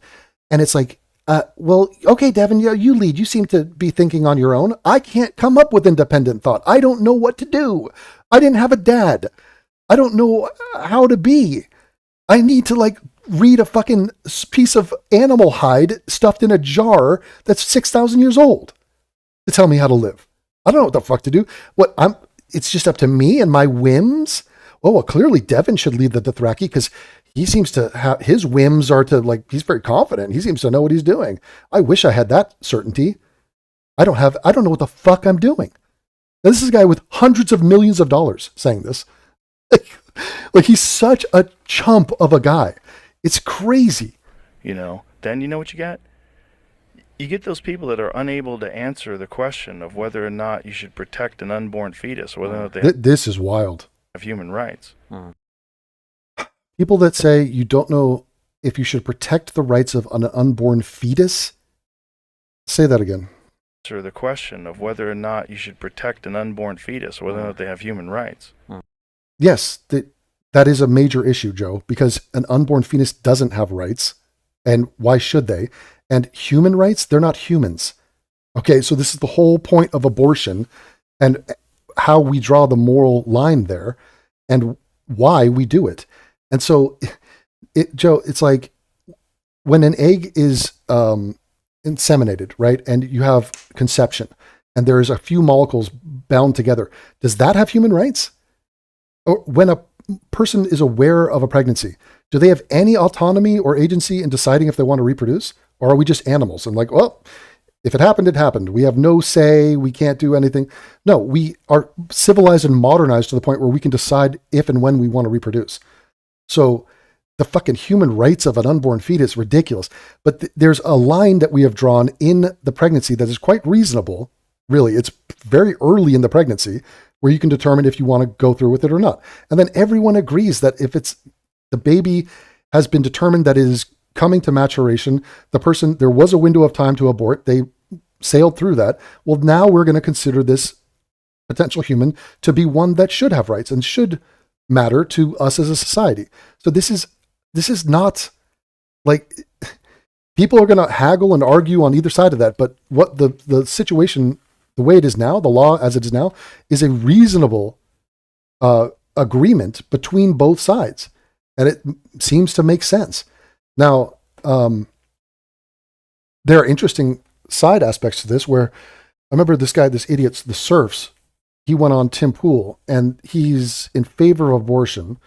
And he was like he said some radical shit where he's like, I think you should abort up to the day of like the birth, like 9 months. I see no problem with it. And he had some reasoning for that. But then Tim Pool brilliantly sidetracked the conversation and brought up another analogy where he said, do you think that it's okay for a pregnant woman to do drugs and like do heroin? And he says, no. And he goes, well, why? And he goes, well, because it's harming the baby. And he goes, well, but you just said that you were in favor of a 9-month pregnant abortion.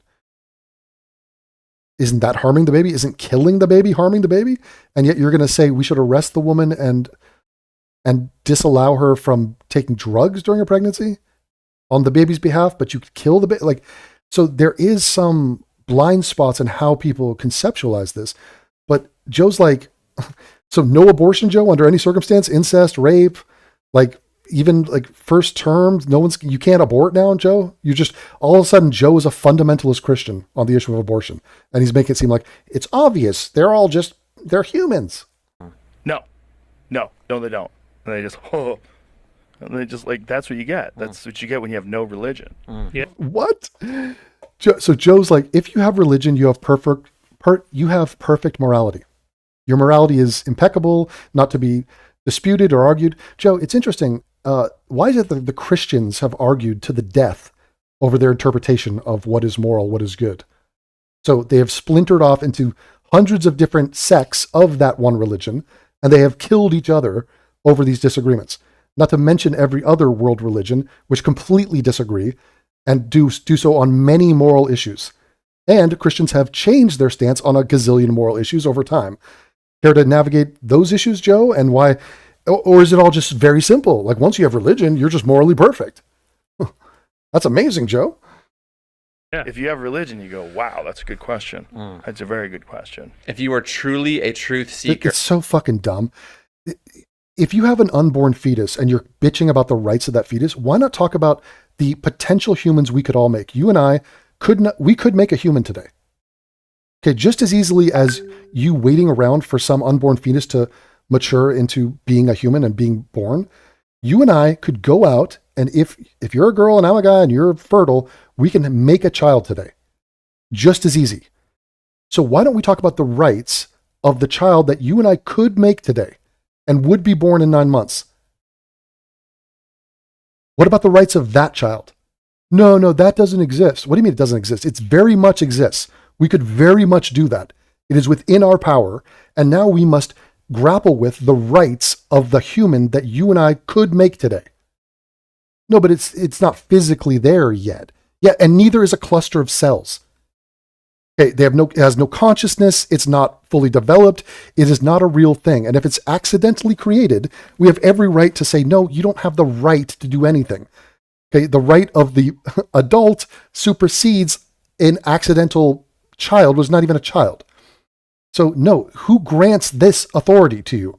And my point is, why don't we talk about the rights of all the potential children that you and I could have today, or anybody, or all of humanity? We could produce 1 million new kids today, and those kids would have souls and rights and lives, and we could do it. It could take 5 minutes, or with me, 10 seconds. 10 seconds, it's over. Okay, we could do this. And so what about those rights? I mean, that's just as ridiculous of a conversation to have.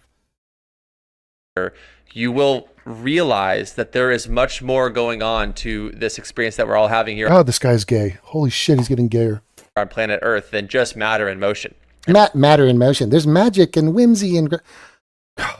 Yeah, it's all matter and motion. That is true. It is all matter and motion. All the words you're describing is words that matter. First of all, matter and motion is kind of spectacular. Okay, so it's highly advanced and highly complex and highly majestic. So don't try to diminish it by acknowledging that we are all made up of matter. There is, and motion, yes, that's good too. But yes, there's other things, there are phenomena that we have described using words that it is beyond matter. So jealousy is not made of matter. It is a word describing a phenomenon that people made of matter experience. And I think Joe is on a very beautiful trajectory right now. His curiosity is paying off. He's Curiosity killed the cat. barking up the right tree. He's connecting dots. And I Yeah, Joe is really solving it. Get that overlay of all the math formulas. Get the overlay of all the math formulas, like Beautiful Mind. Joe's just really uncracking the code. love to see it. Oh, I'm here for every step of the way. Also, as well, you know, when we look at the new atheist movement, and that's that's my movement. What about us? Tell me. something that I really followed, you know, Dawkins. And Oh, followed. Oh, you no longer follow it, eh? Oh, yeah, I guess you were a sheep after all. I guess you were a bitch. You fat, demented bitch. Okay, good shit. all these kind of people Right, Dawkins. Yeah, where did Dawkins go awry? who pointed out the ridiculousness of certain religions, etc., etc. Certain religions. Christianity, first and foremost, but yeah, And then we don't need religion. don't need it. First of all, Dawkins is the one that said he likes churches and church bells and the customs of it all. So it's weird that you would point to him. But again, a switch of is it true to do we need it? Okay, so the guy addicted to fentanyl, he seems to be going through withdrawal. It would appear that he needs fentanyl. Okay, well, I guess we should just keep giving him fentanyl. Or the heroin addict, give him methadone, or there's some other drug you have to give these people to like taper them off. Okay, you're addicted to, your weakness is such that you need a thing, therefore just forget the truth claims, and it's also tiring. Let's let daddy figure it out. I think that's fundamentally inaccurate. I think human beings need religion. That's retarded. So if you want to say human beings need something, then that's fine. And there are many other things than religion that human beings can hold on to and reframe their relationship with reality. So here's an example, and I'll keep it very basic, very basic. Forget religion. You have humanity. You are surrounded by 8 billion other human beings. We have culture, we have nature, and we have the universe. So you're telling me you need something beyond your fellow man, all of the animal kingdom. You have all of nature, and you're in this wondrous, ever-expansive universe, probably filled with a bunch of aliens. Tic Tac UFO series, watch it on Rumble. And that's not enough for your bitch motherfucking ass? You need a magical sky daddy? Excuse me? What? There's 8 billion forms of insects on this planet. Does that not comfort you? You know how many butterflies there are? Go study it. No, not good enough. Okay. So all of human culture and 8 billion human beings. So when an atheist says there's no God and religion is bogus, you're saying, okay, so you're saying we need nothing? So we just get nothing? There's nothing else, dude. There's nothing else in the world but religion. Okay. We have customs, sports, community. We have academia. We have science. We have art. Like, these are vast, huge human inventions and investments of human energy that are wildly rewarding and fulfilling. And like all of that exists, And none of it is false. None of it is a lie. Okay, so look, these people trying to rationalize this goofy, mindless, moronic, childish set of beliefs because it makes me feel better. I don't know if you need it, but it definitely can help. But So again, guys, we're just selling you a product. It could help you. So, but Joe, the guy who wrote the thing in the jar that we don't know who wrote it, should we disregard what he said? Or like, does it matter? No, don't worry. It helps you. If it helps me, then it's good. Okay. So it's all about me. Me. I want to be helped. I need something. I want to feel good. It's like a vortex. It's like a sinkhole. It's a toilet bowl being flushed. And all logic and reason is falling into the paradigm that he has set up, which is if it helps you, it is good. I will believe in it. That's the weakness right there. And they're openly talking about it. And I find that to be amusing. I think societies need it. Yeah. But I don't. Right. Some people don't because we're smaller than the average idiot out there. So I just think it's silly to It's silly to say, here comes another straw man. dismiss Yes. all these stories. I dismiss the stories, Joe, and I recognize that there's a million other stories from A, other religions, but also B, literature and fiction. And just like anime. Okay, there's Disney stories that we do not dismiss those either. So we can study the Bible as a piece of literature and fiction, and that's not what anybody's talking about. Do you see how he code switches between these 2 points? Atheists are saying that there's nothing to the stories. No, Joe, there's something to the story. There's something to Lord of the Rings. Okay. That doesn't mean any of it's true. And it doesn't mean we're going to dedicate our lives to it. It doesn't mean Mordor exists or orcs. And it doesn't mean we get to live forever. And it doesn't mean some random Jew from 2,000 years ago died and was reborn. Okay. That's what we're saying. How do you not understand the point of a fucking atheist? As being useless. Totally. I just Totally. Yeah. Here's my point as a new atheist. All the stories of the Bible I can dismiss because they're all useless. Joe, here comes Joe.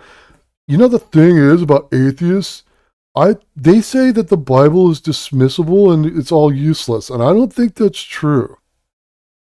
Amazing, Joe. It's amazing. I think they were trying to say something. Yes, and it was dumb and false what they were saying. And also morally atrocious. So it's not all these pearls of wisdom and like, hooray, there's like it's a guidebook to how to be a human being. No, it's not. They were anti-gay, anti-woman, owned slaves. We're scientifically illiterate and moronic. Okay? They were talking about paying a rapist money to marry the rape victim. Okay? And I don't know what that something is, but the deeper you dive into it, the more interesting it gets. Oh my God. Just such a fucking mongoloid. Yeah. Well, last time we had Richard on the show, if you remember, we kind of pushed him on this. Yeah. And as far as we could get is he was like, well, maybe it's a story that's useful, but it's still not true. Yes, exactly. Why do you think this is a point against him? So because something is useful, like again, a perfect example, black people who go to church. Okay, if they go to church and they're religious, chances of them going to jail, way less. Okay, chances of them having fathers, by the way, way higher. Chances of them doing well in school, yes. Okay, they are on a much better path than they would be, provided that, assuming that they got into gang culture or criminal culture. Okay, so if you're a Christian guy, that could be useful in the black community. I'm not disputing that at all. Does that make any of the claims of Christianity true? No, not at all. I can make the same case for jujitsu. If you take Tyrone, and Tyrone is just like hanging out with friends and up to no good, versus Tyrone, who's dedicated to going to jujitsu class. And he meets a group of brothers in there, and he's dedicated, and he's learning, and he's challenging himself, and he's seeing growth, and it's benefiting him in many ways. So jujitsu class is good for Tyrone. Now, why do you think you snickering idiots have a point that's saying doing something that isn't destructive or doing something that you can benefit from is good for you? Okay? So yes, there are positive aspects to being a part of a community, period. So a religious community, a pottery making community, a book club, literally anything. Again, what And Richard is right to point out that we atheists are talking about the truth claims of religion, not the fact that there's a random benefit to something. Me chewing on a rock, if I pick up a rock and chew it, there are positive benefits to that. It is creating, I'm chipping away at the plaque in my mouth. I'm generating saliva, and that can be beneficial in some weird way. That doesn't mean it's good for you. It doesn't mean there's not downsides to this. There's an opportunity cost. It also is a slap in the face to the integrity of you as a human being. So it's a completely dishonorable way to live. And again, on a intellectual, speaking intellectually and scientifically, all of the claims are totally false. So that's ghastly and retarded. And also there's morally completely deranged things coming out of religion. So all of that is what we are saying. No one is saying there's nothing good about being part of a group. And I'm going, well, if it's useful, maybe we should hang on to it for a little bit. Right. So he's openly saying, I don't care if it's not true. I don't care if it's all bullshit. Let's just do something that's completely bullshit. And people with integrity and strength say, no, I will not. You know, do we want to throw away? And also, not only no, I will not, but I will find useful things elsewhere.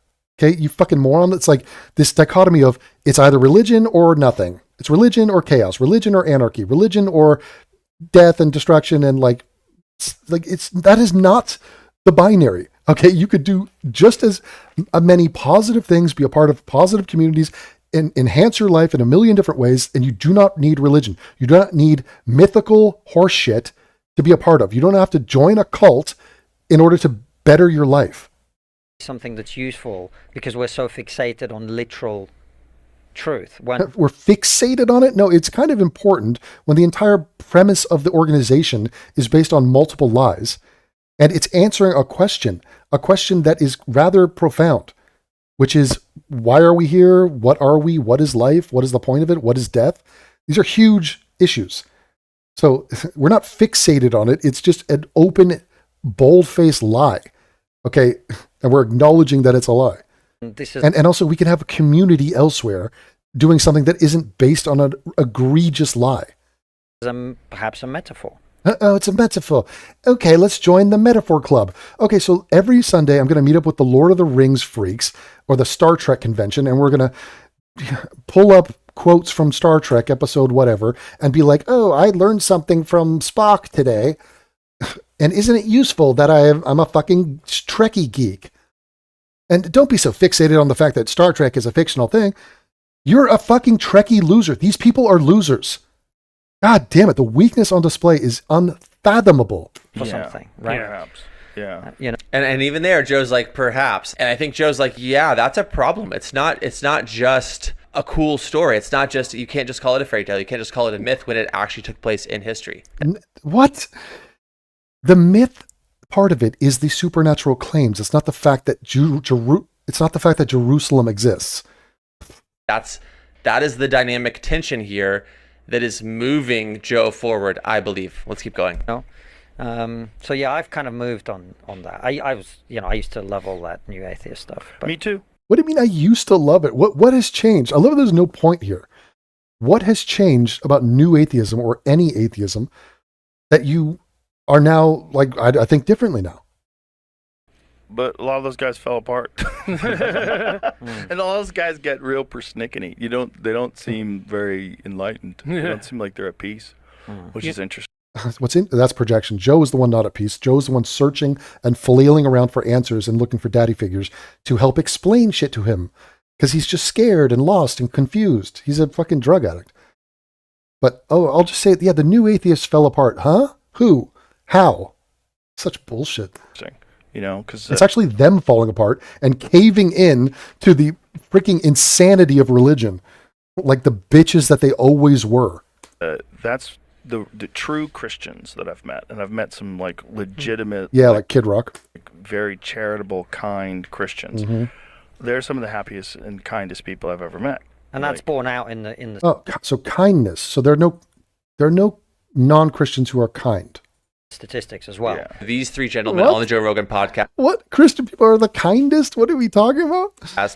following the path of the conversation that they did, recognizing that there isn't just an abstract, metaphorical, top value at the top of the hierarchy of values type of truth that Jesus is. He's also historic, actual, and literally true. And those two types of truth merge on Jesus in Nazareth in history, and they cause all of us to have to face the question of, was he really who he said that he was? Is it actually possible that the creator of the universe entered in to the story, like Shakespeare writing himself into Hamlet, in order to buy back man for himself, in order to make a way that we can be reunited with ultimate reality himself? Is the Christian story actually true?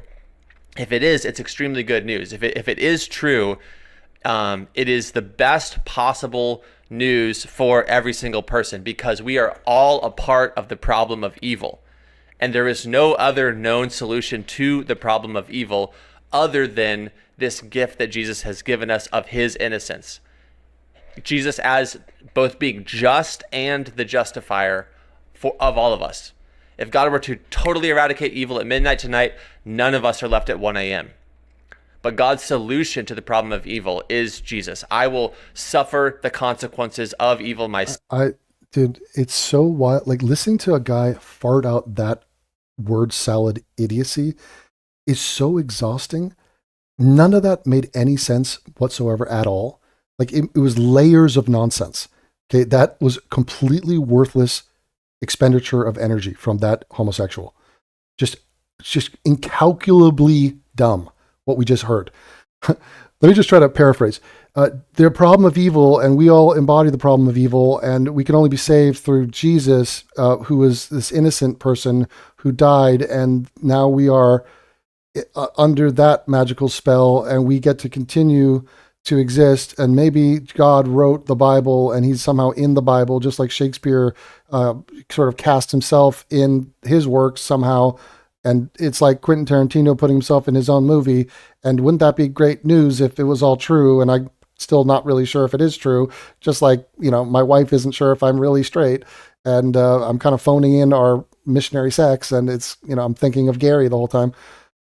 Just like, dude, I just need to go out and touch anything. Touch grass, touch ass, touch... like, you guys... It's so embarrassing. And I know that somebody listening to this is religious, and I'm just, with all due respect to you, to your forebears who were equally embarrassing, to all of ancient man who are just clueless, just floundering idiots. You're totally wrong. Okay? Like, you're humiliatingly, pathetically, putridly weak, and you're an embarrassment to our species. Now, I say that to you because I respect you. I don't even know you, but I'm respecting you enough to tell you that you're totally wrong and there is no God. And when you die, you're dead. Now, please, for the love of God, try to grapple with that at some point in your pathetic, weak life. Wake up and go, today I'm going to grow up. Today I will embrace reality.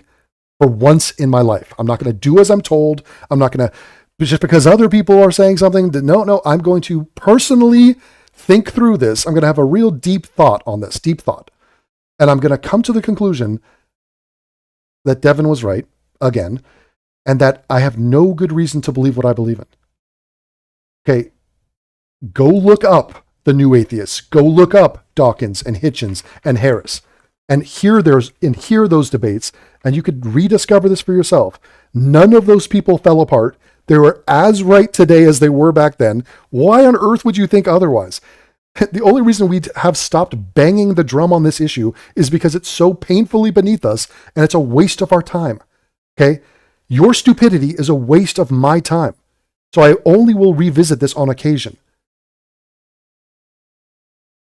Try to do better. Do not be like the meathead, drug-addicted Joe Rogan and his ridiculously low IQ mind. Be better than that. Rise to the occasion. And if you don't, then so be it. Just be a fucking idiot. Who cares? I'm going to move on right now.